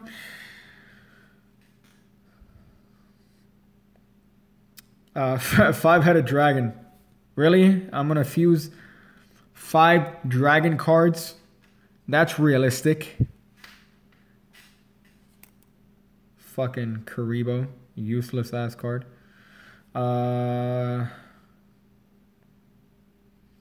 What's your beef with Illusionist? Is it the eyeliner? Yeah, I think it's the eyeliner. It might be the eyeliner. I think. I just saw that eyeliner once. Hold up. What's coming up in the Cunt Card Academy? Can piggybackers get a sneak peek? Well, I put up the video on breaks today for the Card Academy. I think the next video, because I already did a video on the regular channel for overhand shuffles, right? The overhand shuffle broken down. I am going to do another one on the Card Academy for Patreon, obviously. But so the next ones are just going to be completions of shuffles, and then we're going to get into controls. And pretty much I just want to lay a foundation down for people that, you know, either want to go back and kind of refresh certain things, or for people who are just starting off and they want to learn how to you know, do stuff with a deck of cards. So I want to lay a good foundation down, a foundation that I didn't have an opportunity of getting when I was learning this shit. And, you know, there are a lot of different avenues, so there are a lot of different resources for this, but these are just my individual touches on things that I think have helped me, and hopefully will help people that watch the stuff on that Card Academy or whatever. But, you know, like, for example, the touches on having a light touch. I think that's one thing that I would have loved to have heard when I was younger, learning Magic. Having a light touch and holding a deck lightly, but not lightly enough that it's falling, but, you know, lightly enough that you're not bending the cards. Touches like that would have really limited the amount of time that I spent learning moves, and would have kind of helped how much time I spent practicing the move correctly. You get me? So I just want to be able to do that. Robert Colson. So definitely the things that are coming up this week, this week into the next, are so overhand shuffles. You got riffle shuffle, and I forgot, I have a list written down. How many A-cans do you know? Too many. I just came up with a method a couple of days ago that I'm really happy with for doing any card at any number. It's a mechanical method, so it's not something that's hands off.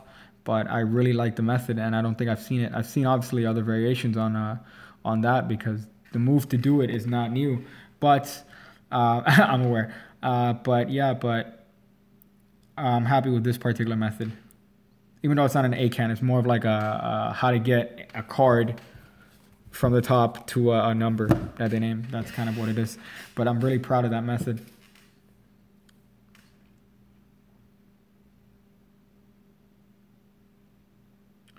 I'm a weeb. That's fucked. Donald Trump calling me a weeb. Damn, man. You're kind of fucking me here. Prime examples of respect nowadays. Jarek 120, Jabrizi, Logan Paul, Jake Paul. Fuck. You know, I think the video that got me on Jake Paul the worst was when he was interacting with that news reporter in front of his house for, you know, making noise and shit. And then he fucking points to the guy's shoes, and he's like, "What are those?" You know, doing that meme like a fucking, like a loser, pretty much. But the amount of disrespect in that video and the lack of humor, I think, is what got me. Because if it was funny, maybe I would have given him a pass. Like, I would have been like, "Oh, okay, all right, I'll give you a pass, dog," because it was funny at least. But it just wasn't funny. It was not funny. He just gets his camera. He goes, "I just got a question for you. What are those?" I'm like, dude, the meme died 4 months ago. What the fuck are you doing it to this guy who's actually wearing nice shoes? He's wearing a decent pair of brown dress shoes. Like, that video just got me just fucking all sorts of upset as to him. And the fact that people, you know, kind of emulate that is even more upsetting. And the whole Logan Paul shit is just, you know, that's... You have a bunch of people that are defending him. Just the way he acts is enough to kind of fucking turn anybody off who's an adult who fucking knows better. Because the dude is like, he's pretty much telling people to go around acting in this sort of way, saying that you're a savage. That's your justification for, you know, doing the things that you do. Oh, you're a savage. No, you're fucking retarded. That's, let's just get at that.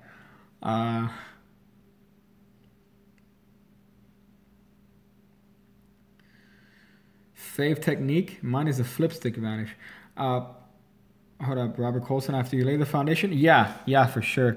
Obviously, when we get to the more advanced videos, that's when I want to focus more on presentational ideas and presentational styles, and then definitely work on harder moves and harder techniques. Like, these are the basic stuff. Like, the first video was literally how to hold a deck, you know? So that kind of shows you how in depth I plan on going. But I do want to get to the point where we're covering like the nitty bitty and, you know, certain like the finger positions of certain tricks. So that's kind of on the horizon there.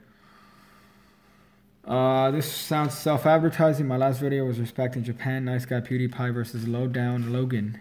And the dude is so accurate. Well, I mean, it's not even... where does your comedy come from? It's pretty funny to me. It comes from myself, I would say. You know, be a maverick, buy my stuff. You know, again, there's nothing wrong with shilling your shit. I do it all the time. Hey guys, you should check out my Patreon. I'm dropping some hot stuff there. I also have stuff on pigcake.me. You know, you're supporting some hot magic. But the problem is that for me, it's more in the peripheral, right? I think that's a mistake on my end. I should be a little bit more proactive when it comes to marketing my shit. But you know, it's there on the peripheral. It's like, it's there if you want it. That's pretty much the way I leave it. For him, you know, his audience is 11-year-olds, right? His audience is 11 to 15-year-olds who are not coming up with their own sort of financial means yet. So obviously it's their parents that are purchasing stuff for them, which again, there's nothing wrong with that. But when they're going out of their way to almost, you know, force people that, oh, if you don't have the stuff, you're not good enough. That's where the issue is, I think. That's where the problem is. So it's just unfortunate.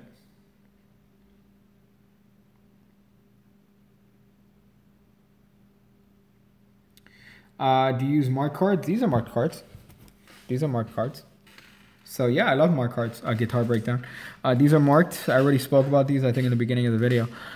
These are not my favorite markings. Let's see if I could get this one. This one is the 2 of hearts. 2 of spades. Ace of spades. I'm a dumb cunt. Sorry, I was off by 1. So this is the ace, which means that this is the 7 of spades.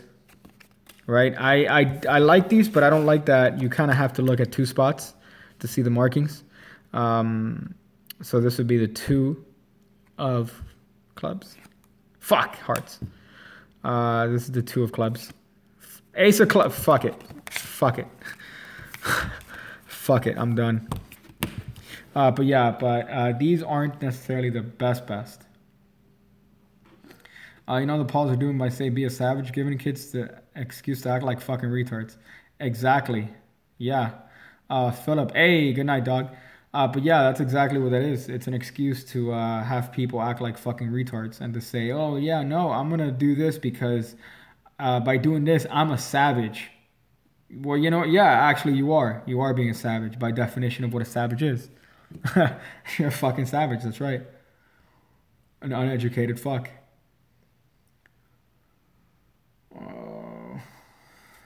Annoying people. Yeah, but I think that his time is going to, you know, and his I guess popularity is gonna just diminish like the rest of them, which is, it's funny because you have this trend and wave of people and wave of popularity amongst, you know, these trends in YouTube, and they're just the trend for these past couple years.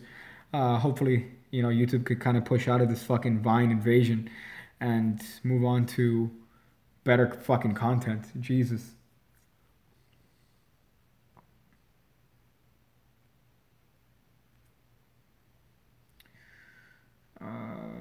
There you go. Yeah, we've become a generation where it's not just respect your elders, it's respect everyone. Exactly. You know, it's a basic idea of respect, and you know, it's one thing to be funny and to poke humor and to kind of parody things, right? But it's a different thing to be disrespectful to somebody. And I think those fucking Paul people are disrespectful, and they're kind of instilling on the youth that disrespect is acceptable, and it's fucking not.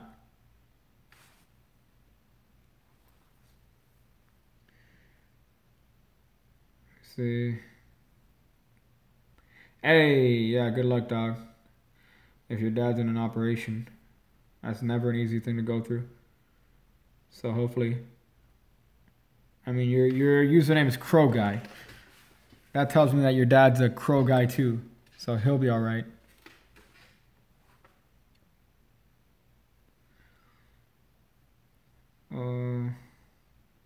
Check out Tricklandia. He has a deck coming out. You can check it out.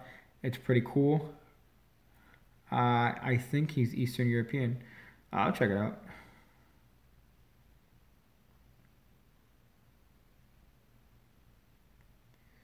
There is a fundamental lack of respect in our society at the moment. There are so many factors with kids now. Yeah, but I mean, it boils down to the parents, honestly. And, you know, I think, well, my mom was the one that raised me, and she was kind of on the overprotective side. But, you know, luckily I was able to learn from that and never, like, act out or kind of be. One of the things that they instilled, I think, was respect. And, you know, even though the stuff that we watched on TV wasn't necessarily full of respect, you know, there's that, I think one of the things that when I was on chat with Xavier, I mentioned this idea that the previous generation is always going to hate the new generation, and it's always going to have an issue with the new generation, right? So, you know, that's something that we're not going to be able to look over because it's just a generational thing. It's an age thing, right? So we're going to think that whatever the youth is doing is going to be the downfall of society. And honestly, it's not. But, you know, the fact is that technology is changing so fucking fast. So right now, you know, you have this thing where you have these people that these kids look up to. And, you know, I did it when I was younger. I imitated people that I looked up to. So, you know, I imitated things that I saw that I thought were cool. Not to say that I was ever disrespectful to anybody, but I did imitate the look and I did imitate the style of things that I thought were cool. Even though, you know, looking back on it, it was the fucking furthest thing. So imagine, these guys are what these kids consider to be cool. And you're instilling on this fucking huge generation, this huge audience that you have, that these actions are acceptable, and it's really not. It's really fucking not. So, you know, looking past that idea of that generational gap, like, dude, come on. Like, get the fuck out of here. Juvenoia, I think that's what it is. I think that's what it is. It really is. I think that's, let me look it up. Juvenoia, that might be the exact term that I was looking for. It's like how sophomores hate freshmen. Yeah, and how seniors hate juniors, you know. You're always going to be like, wow, these guys are assholes. But really, you know, you guys are in the same situation because where you're looking down on the juniors, they're looking down on the freshmen. And the freshmen are looking down on the middle schoolers.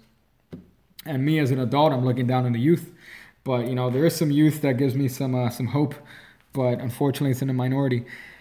So even I fall prey to this idea of a generational gap. But, you know, hopefully, I don't know, I just wish that that these people didn't have so much fucking influence, you know, that they didn't have such a huge influence on these fucking, on such a mass amount of people, but they do, and it's a shame.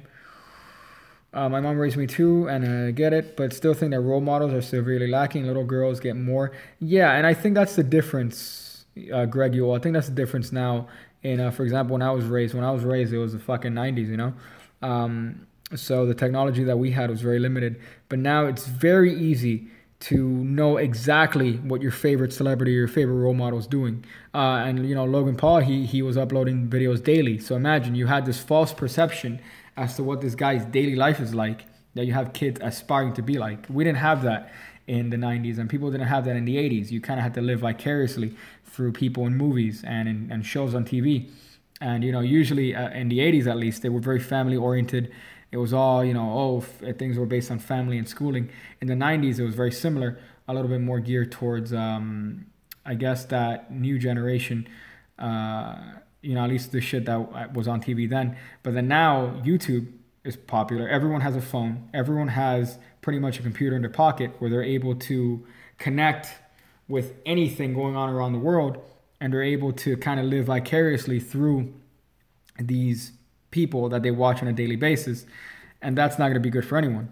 You know, I said about this in the Logan Paul video that I made as a joke, but it's true. Like, these people are going to be doctors, they're going to be pilots, they're going to be fucking lawyers one day. You know, And, you know, unfortunately, when the power bill comes, you're not going to pay it in dabs. You know, you're not going to be able to be like, oh, you're just hating on me. That's not an argument, you know. Criticism, a valid argument against criticism is not saying, oh, you're just hating on me, so I got to dab on you. That's not a way to approach a problem, you fucking moron, you know.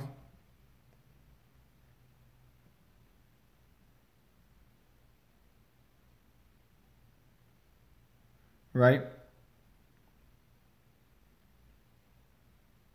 Is that...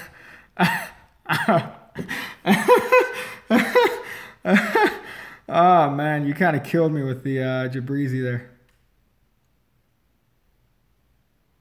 You subscribe to Jabrizi. Submit to Allah. That's a funny meme. That actually killed me. You actually wrecked my asshole there.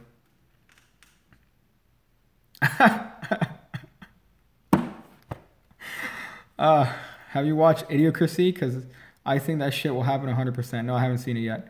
My old friends would hate on the one girl in school because she dabbed weird. What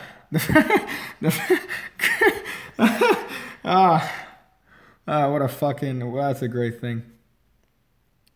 What's up, El Pig? I sent you some hot products from California. Did you? Fuck, I need to go there and check. I need to check the P.O. box, dog. Yo, Jabrizi Magic, you're scared. You just fucking wrecked me. I thought it was actually Jabrizi. I was like, Jabrizi! I've been wanting to talk to you, man. What the fuck is wrong with you, dog? Jesus. Doing wow and getting busted. What the fuck? I'm supposed to be Pig K California supplier. I mean, you have some competition in Mr. Perez there, dog. How could you dab wrong?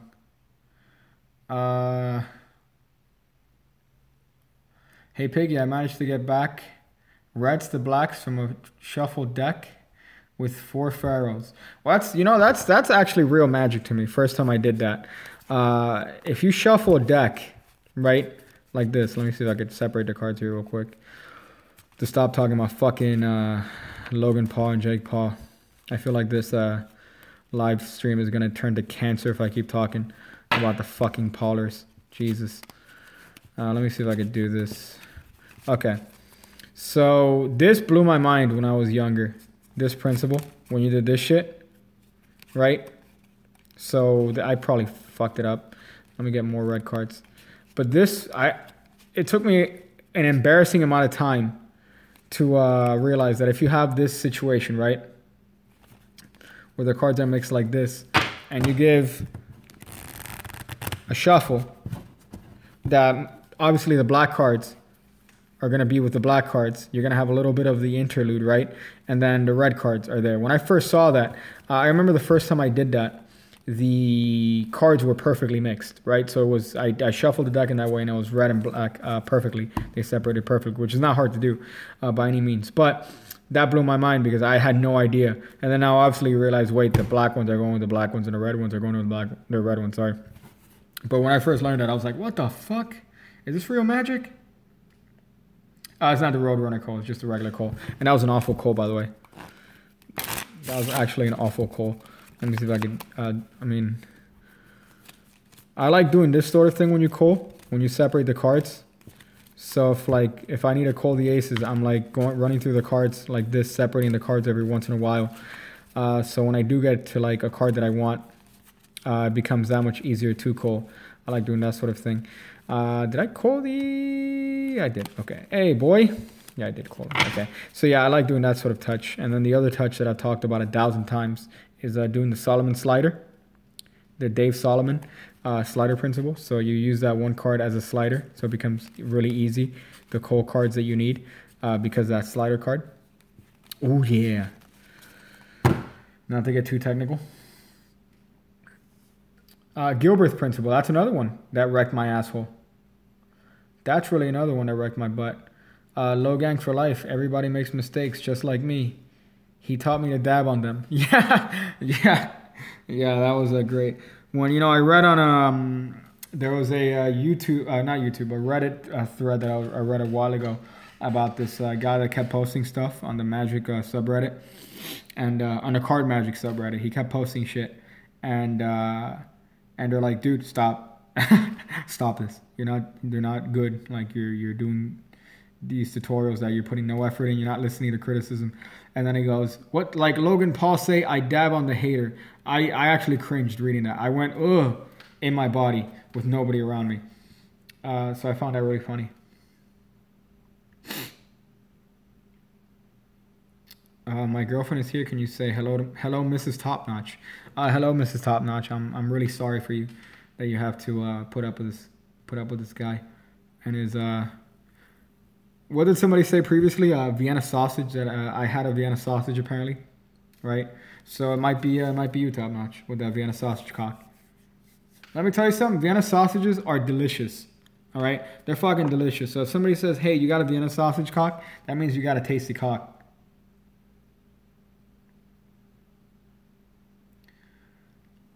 I love Magic, but I hate performing it, and I just lose interest. I feel like because I know the secret, other people... She said, dang, okay. I feel like because I know the secret, that other people know it when I perform it. I guess that's guilt, right? You're going to have to lose that guilt if you want to ever perform Magic in like a practical way. But, it's an art, right? And performance is an art. So that's something you're going to have to get over if you want to perform Magic on a regular basis. They are all good, all the flavored ones too, right? You got the ones with chicken, and then you got the ones with what the fuck? It's like a mix of chicken and pork. It's like nasty. Well, I mean, my life is gonna go on a downward spiral when I get those fucking Taco Bell fries. Mike J says, "Why did you ditch the people love more intro?" I didn't ditch it entirely, but I do like this introducing yourself as random things. I enjoy that meme.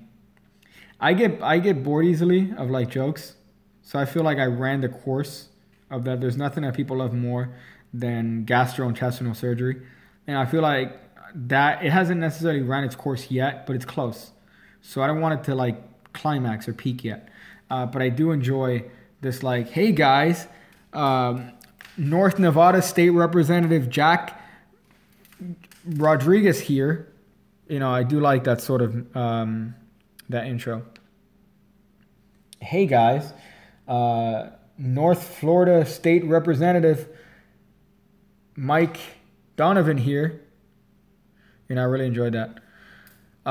She watched your sugar packet tutorial with me and was doing it at a restaurant. The waitress came around and saw a plate full of sugar and 3 packets in her hand, and she was like, that's fucked. They don't care. They get them for free. Or not, they don't get them for free, but the waitresses aren't the ones paying for them. And I took that video down because somebody put a comment saying that Greg Wilson wouldn't like it, so I didn't want to take any sort of risk. So I put that sugar video down, or unlisted. But that's one of my favorite things. That's actually one of my favorite things because it's a very genius principle of removing the sugar. And then if you have something hidden in your hand, it's very easy to make it look like it changed into it. Without a thumb tip. So if you watched it, you watched it. Have you figured out how to set it with callers? Yeah, I have an idea of how to do it, but my laptop's shit, so I'd probably have to do some optimization to it before I could do it and actually have a relatively normal, decent time with it.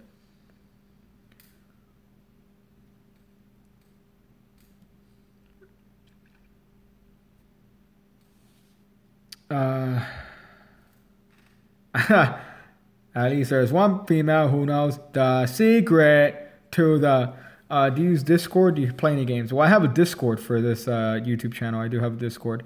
It's kind of meme-tastic. There are some characters that show up every once in a while. But I don't play a lot of games. Like I'm more of a basic bitch when it comes to games.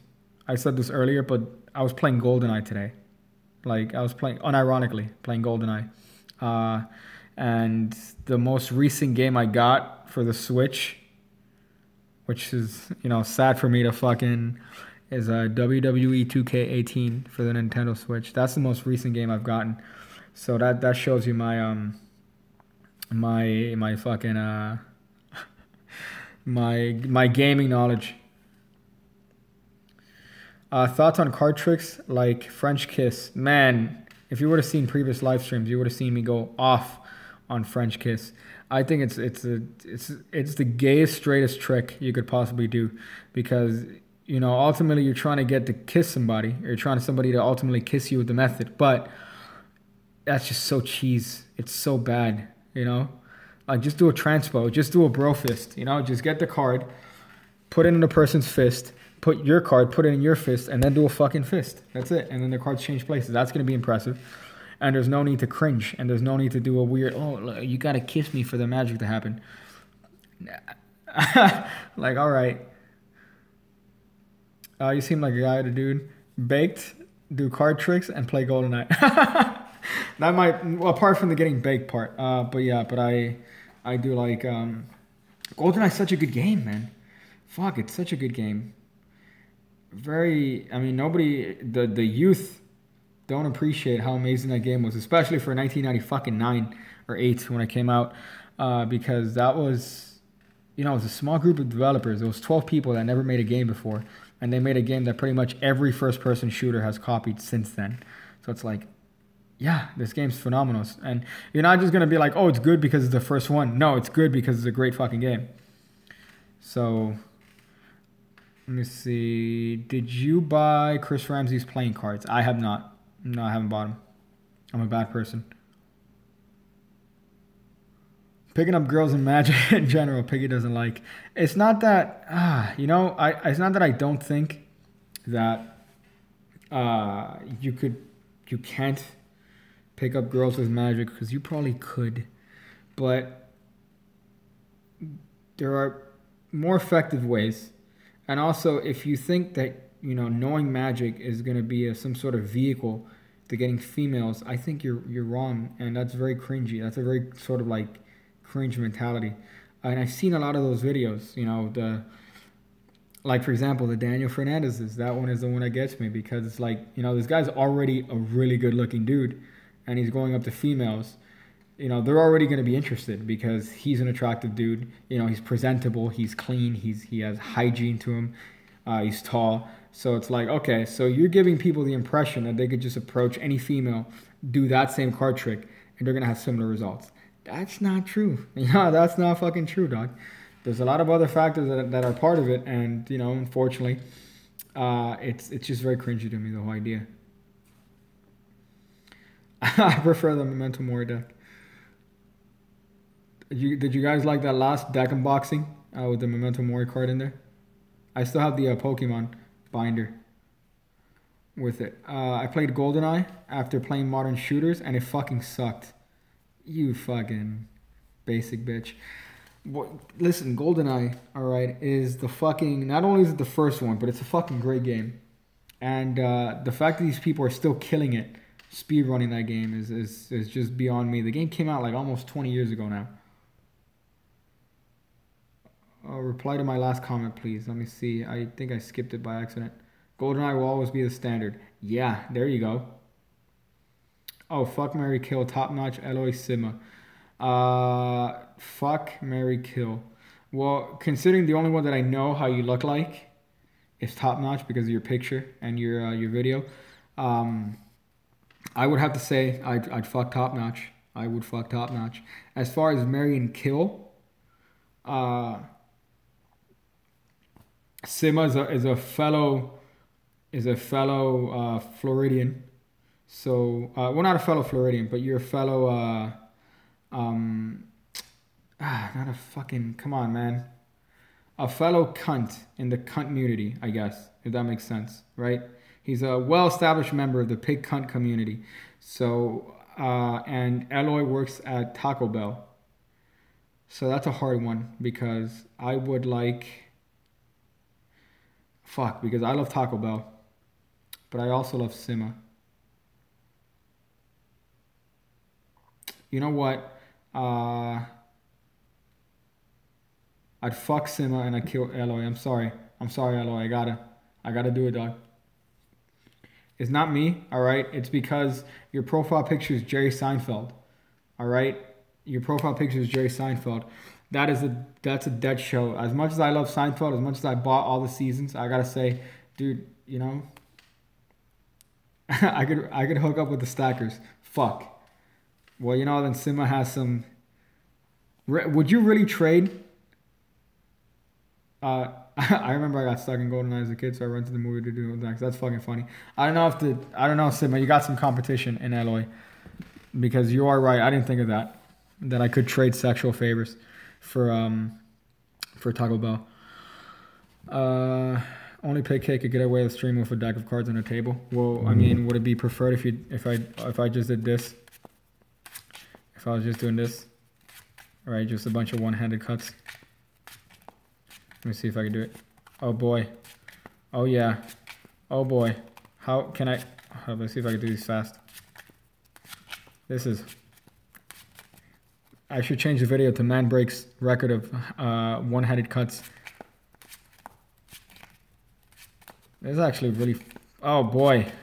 I'd fuck Alloy and Top Notch too. Yeah, but it was fuck, marry, kill. It was fuck, marry, kill. Do a revolution cut. I know you can't see it because the framing is cancer, and it's hard to do. Hey, there you go. I don't think I said thank you recently for all you do. The content quality is being noticed and getting better, and the Pig Cake Academy has well thought on and put together. Thank you, man. I hope you appreciate that. I'm glad you do, Dan. Pizza, and really, it's comments like that keep me at it, dog. That keep me at it. And prevent me from doing the inevitable death of any magician, or the inevitable end for every magician, which is at a gun's end, right? Can you do a run-through of your Triumph routine? Are you talking about the one where they pick a card, right? And then you're doing this action? You're doing that action, right? Is that the one you're talking about, Robert Burns? It seems like a friendly community then. Yeah, it's a pretty decent community we've established here, and I realize that it's a benefits and it's a benefit and it's a downside, because the people that watch my videos are people that typically don't get offended for crude humor and like card tricks. So imagine you have these two worlds combined into one. And that's a very niche market. You know, that's a very niche market. So I need to kind of appeal to that market. Like that's kind of what I've established myself, which is good because we're all like-minded. But at the same time, for growth, it's kind of challenging. How was it that Marlowe died? I think a heart attack, 91. I know Vernon was either 92 or 91, and Marlowe was 91, and it was a heart attack. Flipped, and they end up on the bottom, then flip the two halves of the deck, and you show up a different. No, you do a Triumph, where you have the second and third card flipped, and then they end up on the top and bottom, then flip over the two halves. Yeah, so I think the one you're talking about is they pick a card, and while you're doing that, you're doing the Brouwer reversal with these two top cards, right? So that now you have a situation where the deck is face up, you have these two cards faced out at the end, and you're gonna do this Tenkai reversal. So now when you riffle or when you fire these cards together, you're in a position, and again, this is the worst angle, but you're in a position where you could show that you have face down cards, right? You have face down cards going into face up cards. Is that the one that you're talking about? Again, this is the shittiest angle, and the fact that I'm in this fucking awkward thing is going to make it look like shit. But I don't know if that's the one you're talking about. 5 in the morning in the UK, and I'm still watching, so you're doing something right. Hey, I'm glad. Okay, so yeah, so just to kind of break it down real quick. So a Triumph trick, Cryptic Hunter, is when you apparently mix the cards face up into face down, and then the deck fixes itself. That's what a Triumph trick is. But for this particular method, so you're going to have somebody pick a card, right? And then while they're looking at it, what you're going to do is, you say, I'm going to make this a little bit harder for myself. I'm going to make this a little bit harder. So while they're looking at the card, you've done the Brouwer reversal. So you've done the Brouwer reversal. What that is, obviously, you get a pinky break. You're going to lift up from the bottom, flip over those cards on top, get all the cards and flip that on top. So now you're in a situation where you have the deck that's face up and 2 cards that are face down at the end over here, right? So now you're going to do the Tenkai move. And in order to do that, you get a pinky break above the bottom card of the deck. I'm sure, Greg, you're dying a little bit. But yeah, so you get a pinky break above the bottom card of the deck. Transfer that to a thumb break as you swing cut. And now what's going to happen is that you are going to square this card that you have the break over this card that you've cut to as you revolve both hands. Right? So you're going to revolve both hands this way. So what this move does is that it's going to give the illusion that you're going to mix the deck with the face down cards going into the face up cards. But really the situation that you have is this. So you have face down cards with one face up card going into a face down deck, right? So what that's going to allow you to do is that if you mix this and making sure that this face up card stays on top, what that's going to allow you to do is to show this situation where you have all the face down cards turning into all the face up cards, right? You could do that little bit of a display. And then now I swing cut, I double undercut to the top, and I show that the deck is mixed up, right? So when I take their card and put it in the middle, the situation is you have this card that's face down, the entire deck that's face up, apart from their card that's face down, and that's it. So now you just have to find a way to turn this card over. If you want, you do that color change, the flip color change. If you want, you could do this color change. You could do any sort of color change you want to turn that card over. Or you could just as simply turn this card over, just like that, and spread the deck, and you show that all the cards are face down. But, I mean, the video does do a better job at that. I understand that it does get a little bit confusing in this moment when you're doing the Tenkai reversal like this. But once you get over that, it shouldn't be hard at all, right?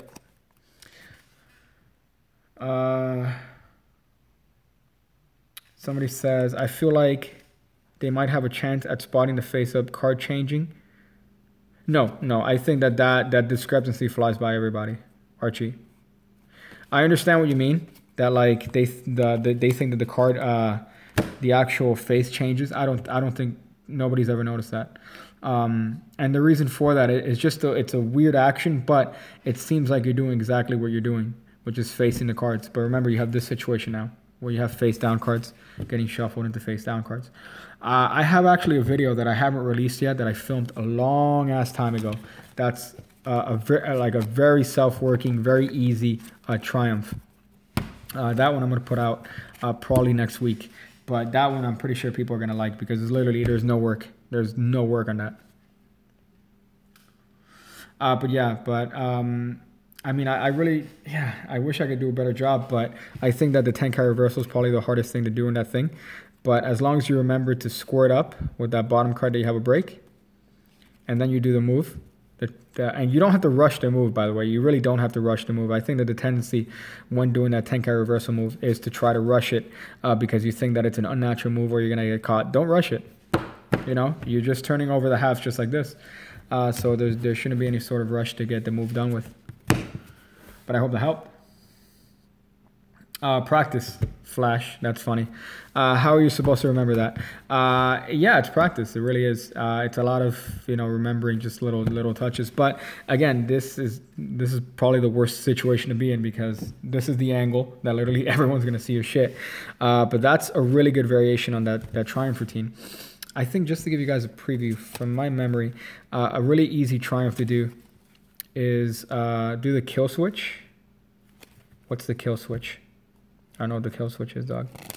But there is another triumph. There is another triumph that is like this. That while, I forgot the method now. I really did. But I know at some point it involves the setup. Yeah, I'm not going to get into that. I'll just put that video out when I put it out.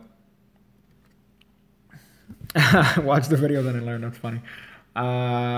When doing pharaohs, do they have to be perfect? Like when you do 4 pharaohs to get... No, you do 8 pharaohs.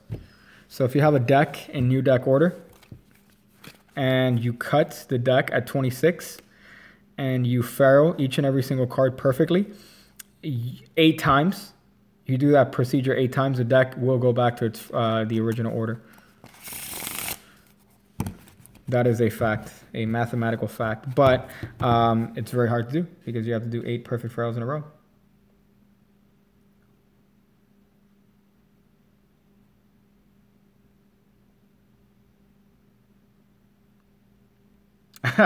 What is going on in the chat here?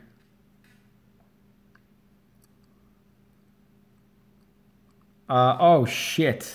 Same fuck, marry, kill game with the Wizard product review cast. That's a fucking good one. That's a really good one. For sure, I would marry Craig Petty.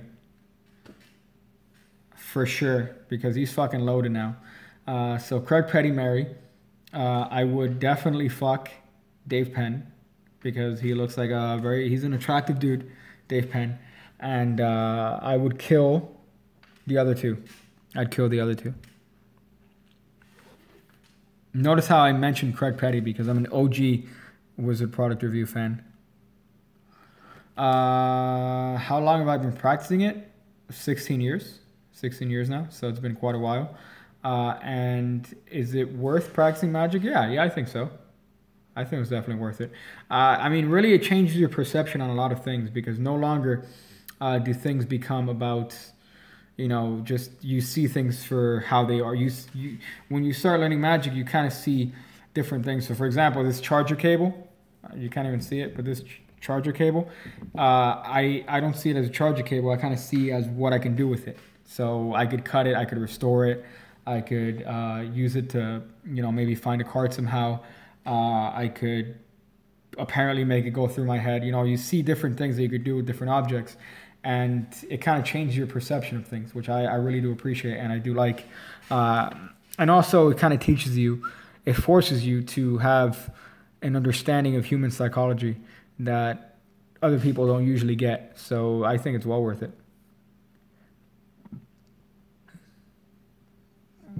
Do you actually like your life? Fake suicide boy? What do you mean by that, fake suicide boy?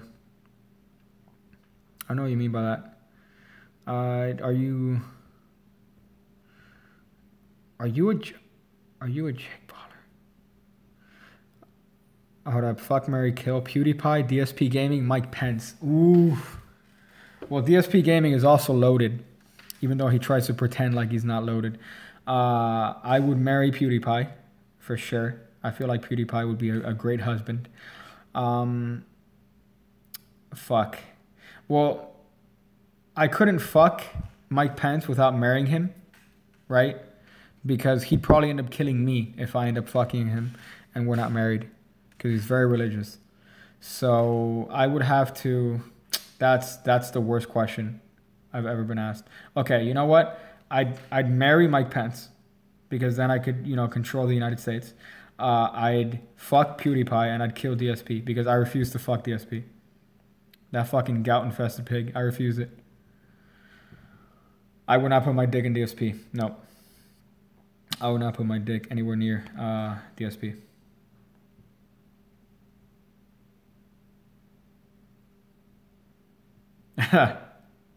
Yeah, Mike Pence was shocking out of me. I got to see Nate Staniford's live show on Friday. Wow, that does sound phenomenal. I remember he came out with DVD, a performance-only DVD, years and years ago for Illusionist, and it was phenomenal. It was really, really good.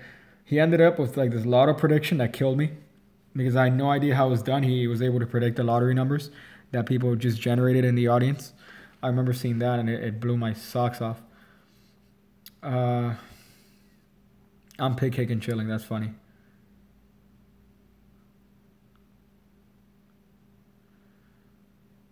I just came in, and what the hell are you guys talking about?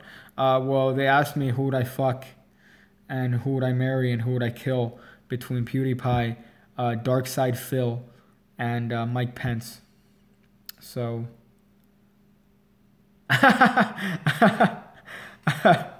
my girlfriend says she wants to see your face. Please don't. She's my only shot at having a wife. I mean, yeah, that might be, she might just decide to move over here and get on this. Let me see. Have you learned hypnotism? I think it's mostly BS. No, yeah, I have. I have learned hypnotism, at least at its basic. I don't think it's BS. I think it's very easy to BS. And I think that's a distinction that needs to be made about hypnosis, because I think that people are really open to suggestion if they believe that the person that is suggesting them is a force of authority. So if, for example, a hypnotist, which is half the gimmick, by the way, half the gimmick is their belief on your powers or your ability as a hypnotist, which in itself is an ability to, you know, pretend like you have some sort of a weird thing, but, or pretend that you have some sort of hypnotic ability. But I do think that the things that come up out of it are legitimate. The phenomenon that comes out of it are legitimate. So people do tend, certain people do tend to have the ability to have their hand stuck on the table by suggestion. Certain people do have the ability to potentially hallucinate. Certain people do have the ability to forget things under hypnosis. So I do think that there's an inherent power there. But it's very easy to lie about, because you do have all these people that are, for example, hypnotizing and doing past life regressions, for example. So they might hypnotize you and say, "Oh, I'm gonna open up your past life to you, and, you know, be able to tell you what you did when you were, you know, when you were a fucking prince in France." And it's like, okay, all right, now this is bullshit. This is like bullshit. But I do think that there's a lot of stuff in hypnosis that are true. Scam school, doo-doo scam school. Is this what's happening? Well, yeah, I've been told I have a good radio voice, which is kind of odd, because I used to sound like Mickey Mouse when I was in middle school. I sounded exactly like Mickey Mouse. Scam school, I love Scam school. I love Brian Brushwood. I would brush his wood every single day. But I'm a huge fan. I remember watching those videos when they were first on Rev TV, and I loved it. I actually, no, to be honest, I hated him. Because I thought it was like a cringy, you know, like, hey, I'm going to show you guys how you could be the life of the party and, you know, stand out in the bar. And I'm like, this is awful. And then I watched a couple episodes, and I'm like, this guy's actually really good and funny. So I liked it. Same thing happened to me with Casey Neistat. I watched a couple of Casey Neistat videos, and I saw the thumbnails, and I'm like, this guy is the absolute, like, this guy's awful. I hate this. And then I watched a couple episodes and a couple of his episodes, and I'm like, haha, haha. Yeah, you're good. Okay, he's good. He's actually really, really good. So that tends to happen with me. I'm kind of stubborn, and I rush to judgment, and I quickly realize that that's the wrong thing to do. So, yeah.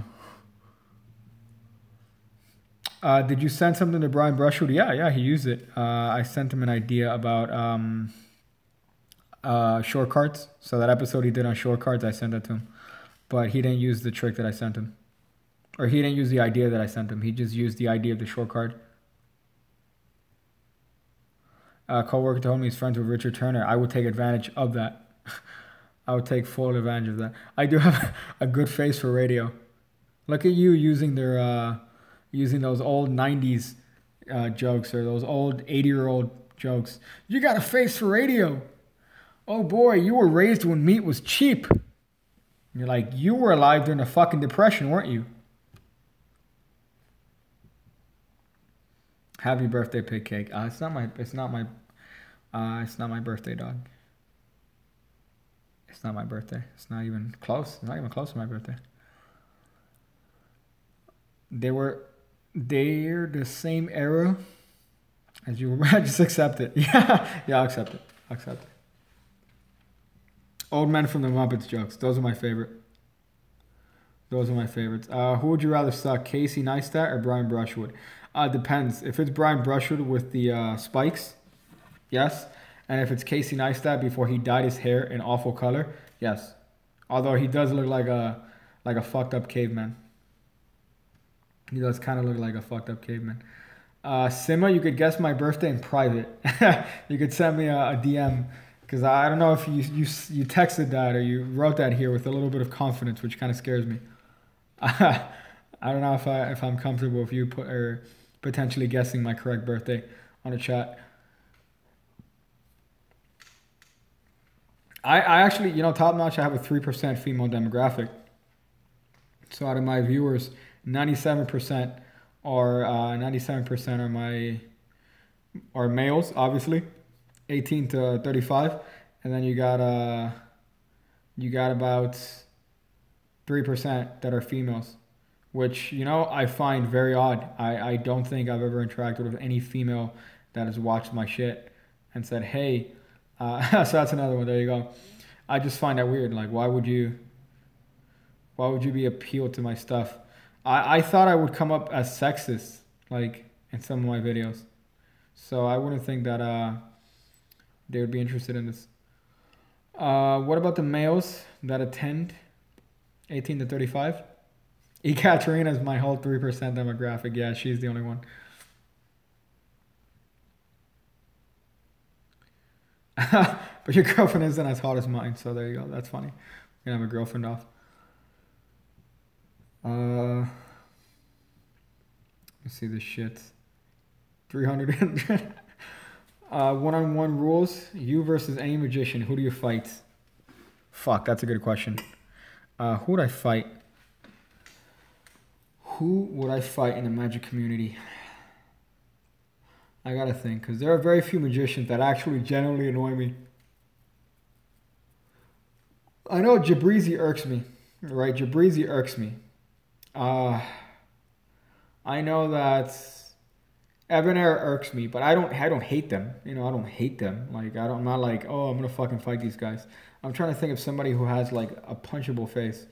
I'm like, oh, I definitely fight that person. But I can't think of any right now that comes to my head. I really can't. I just get notifications here on Twitter. You're wrong. Yeah, okay. So the fact that you guessed that makes me happy. Sima. I bet that 3%. I bet that 3% is dudes that hit subs on a mom's YouTube. Yeah, probably. That's what probably is. That's exactly what it is. It's 3% of adolescents that are using their parents' Facebook or YouTube. I have no female watchers here. Is that why Pork Chops is dead? Yeah, I haven't really. I just, and even Ebonera, I feel like I was a little bit too harsh on him. But charger color? No, this is a Beats charger. This is a Beats charger USB, which I'm pretty sure is gonna blow up my phone. But yeah, I have to see it. I have to see a list of magicians and be like, yeah, I'd fight the shit out of him. You know what? Magic Murray. I'd fight Magic Murray. I feel like I'd fight him. He looks like he has a punchable face. He has that one video where he's doing like a prank to the cop. I think I put it on the prank video. But he's like, hey man, I'm just drinking here. Yeah, dude, I'm just drinking here, dude. Yeah, man. What? Oh, I can't drink here? And then he makes the thing disappear. I'm like, oh, that's how you get a piggy stunner. A stone cold piggy stunner. Xavier has a punchable face. Xavier does not have a punchable face. Xavier has a face of a man who will fucking kill you if you say the wrong thing. Xavier has like an Ice Cube face, which is why, no, definitely not. I feel like he'd murder me with 2 fingers. Excited for Raw 25? A little bit, yeah. A little bit hyped. But I'm kind of a bitch. Pig Cake, do a whole body video with a, oh, hey, didn't see you there.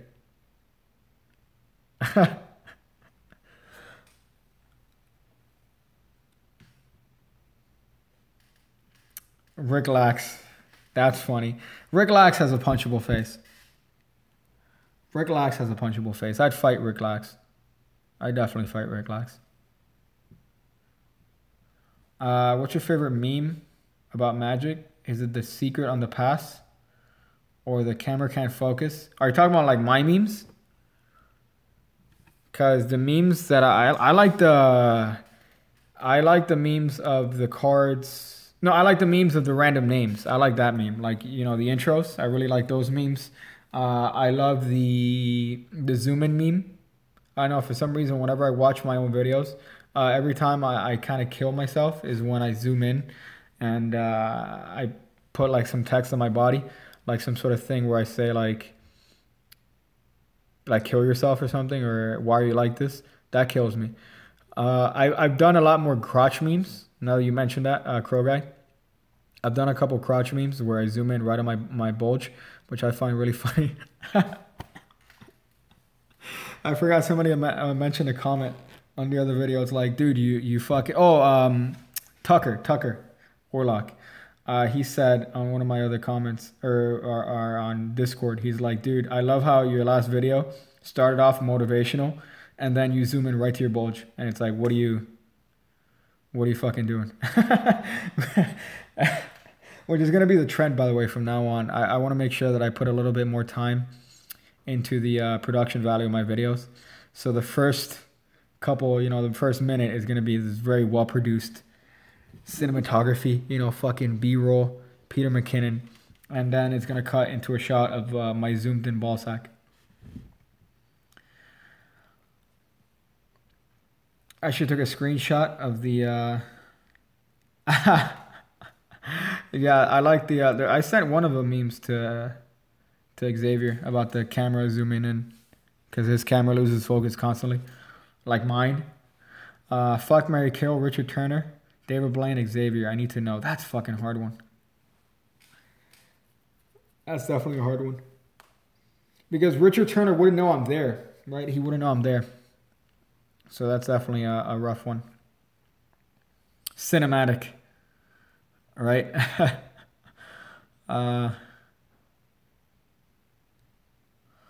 Let's see. Yeah, Eloy, I did watch it. Oh, really? Dan Pizza, you like those? The gay, if you look over here, you're gay. Like, that's the point. And the worst part is that now that I have the videos that I'm showing my body, I don't know where the fuck, you know, I'm like, oh, is it here? Is it here that it comes up? So I don't know where the fuck it comes up, but... did you buy Xavier's rice? He sent it to me a while ago. He sent it to me to check it out, and I fucking loved it. But I can't do it. I thought the ideas on it were brilliant. You know, I would have never thought to use that the ambitious riser for that. Those things. He uses it as a color change, which is fucking amazing. As a production for the aces, which is fucking dope. He uses it in the context of that convincer. Fuck. God damn it. He has a convincer with the fucking tilt. Oh, that's fucking dope. I used to type out and say nigger more in the old pig cake day. Oh yeah, but unfortunately I'm trying to get money from YouTube, so I'm trying to cut down on the I'm not trying to eliminate the cunts and the, you know, but yeah, unfortunately as it stands, I'm a slave to YouTube. Until I could grow that Patreon, I'm gonna have to kind of tone down with the niggers and the cunts. And hey guys, here's my pussy, you know. My wife, all right. Release a pig cake deck. Don't put pigs or cakes on it though. I mean, that kind of defeats the point, right? That kind of defeats the point. Well, I've gotten a couple of videos that were a lot of my videos are ad restricted, right? So they still get ads, but they're very restricted. And even though YouTube is denying it, you know, a lot of things are coming out that there's a direct correlation between videos that are monetized and videos that are ad restricted, like some of mine. And unfortunately, a lot of videos are ad restricted.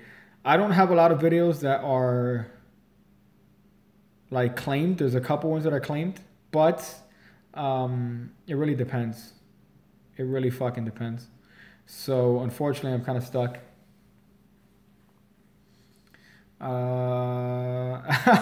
Join a network. No, network is gonna take most of that. Networks are pretty much a scam. But yeah, until then, I'm stuck on the YouTube AdSense.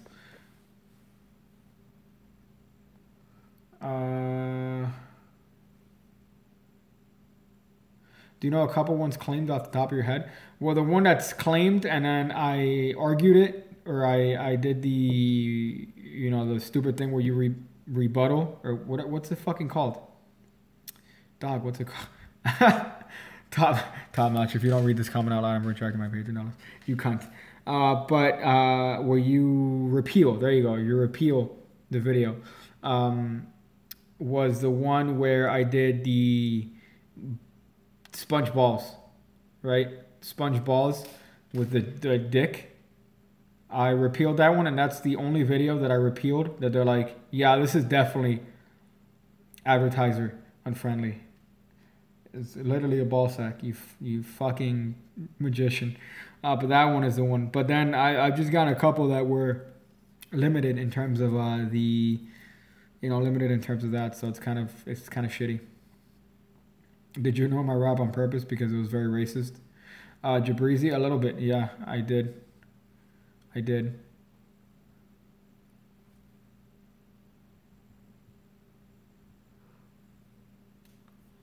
Other than cards, what do you hoard away in your basement? I don't have a basement. I actually don't have a basement in this house.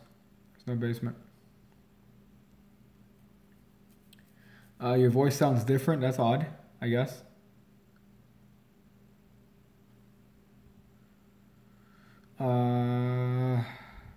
Give me a shout out to Vidhang Cheta. I mean, I guess that was a shout out, right? That was a little bit of a shout out. Top notch, nobody likes you. That's fucked. Any books on hypnotism? Well, you know what? I just remembered the name of the author that I mentioned a long time ago. It's Orville Meyer. Orville Meyer. His book on hypnosis is really good. He has a couple of dope stuff. Orville Meyer is fucking dope. Robert Colson, how often do you upload content for the higher paying patrons? Well, I only have 2 tiers on Patreon that are different, and it's pretty much because it's a combination of me being retarded and me kind of being fair.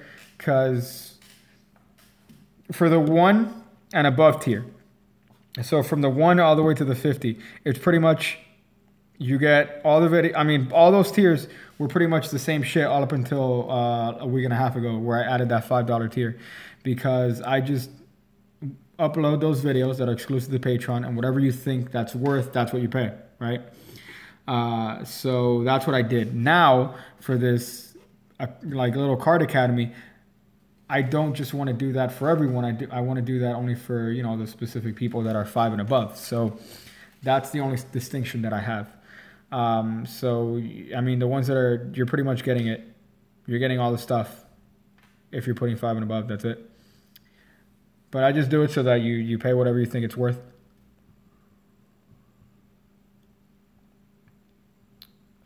Shit. Do you have any Darren Brown book? Yeah, I have the more recent one that he came out with. And I think I have another one. I think.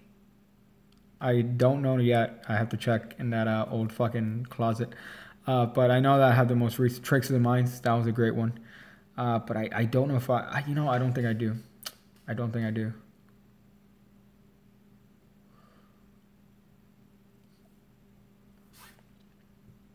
I don't pay what it's worth, but also I can't afford what it's worth. Hey, look at that. Was that a compliment? Was that a compliment, dog? Hey. Has there been a noticeable improvement in income since the $5 tier? Yeah, I think so. I think because, you know, that appeals to a lot of people, and they want that sort of beginner sort of take on it. So to them, they see the value in that. So I've gotten a couple of ones. Well, the next mail time video is obviously that that package. I am gonna have Eloy a separate video for yeah, me too, Robert. But I am gonna have that video on, what do you call this?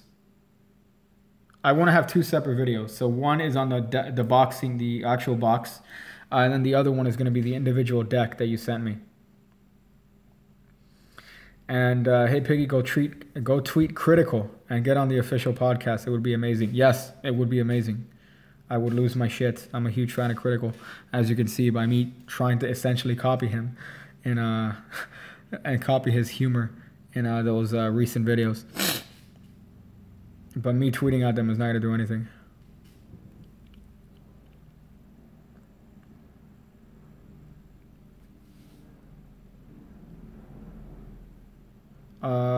But I remember a month and a half ago, I was looking to support you on Patreon, and Tier said that you got videos at 5. No. The videos are for all of them, all the tiers. The only difference now is that from the 5 and above, that's when you get the Pig Cake Academy, the Card Little Academy thing. But all the videos are available to all the tiers, apart from the Card Academy ones. I should say that. When are you gonna be drinking water? I just drank my entire water away. I just drank my whole thing, unfortunately. Like I just saw right here. So my thing's gone as fuck. Hey boy, I'm actually thirsty as shit, and I don't mean that in the in a sense. I'm gonna go to sleep. It's been a pleasure. I'll be on Discord tomorrow. Check out some more videos soon. Hey Greg, glad to have you on, dog. You get that sleep in. I need some sleep in. It's fucking. I'm on old man time. It's fucking almost 1 o'clock in here. Let me see if I can answer some stuff here before I get the fuck out. You should try to do an unblock. Jay Sangi's not gonna unblock me. He's definitely not gonna unblock me. For sure. He's gonna fuck me up.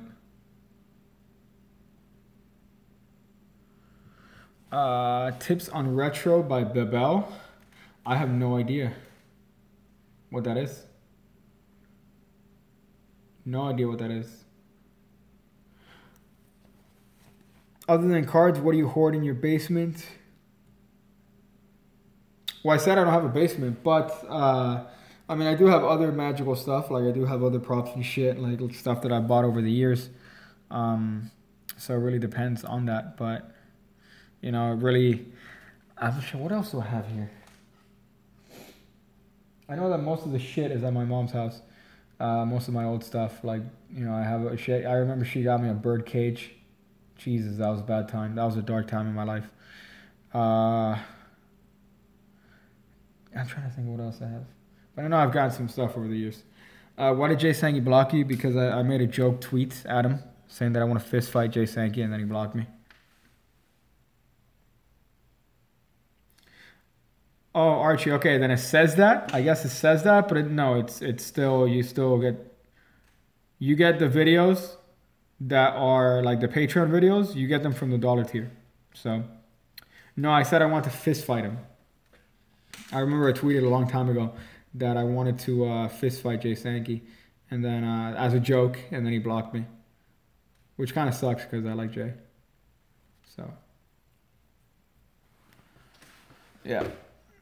Yeah, I think I'm going to call it here, guys. 2 hours, 30 minutes. Fucking dead. I might be dying. I think it's a combination of cold and suck a dick, apparently, to see if I could fix this cold. But then, yeah, I do appreciate all y'all sticking around and listening to this Game Magician talk for 2 hours and 33 minutes about gay magic and other gay stuff. So, oh, yeah. Oh, what is that? Oh, what? Yeah, I do have a fucking teddy bear there. Life-size teddy bear. Awful. So yeah, so I'm going to go figure out different ways to use a glass and ingest some ass. Got him.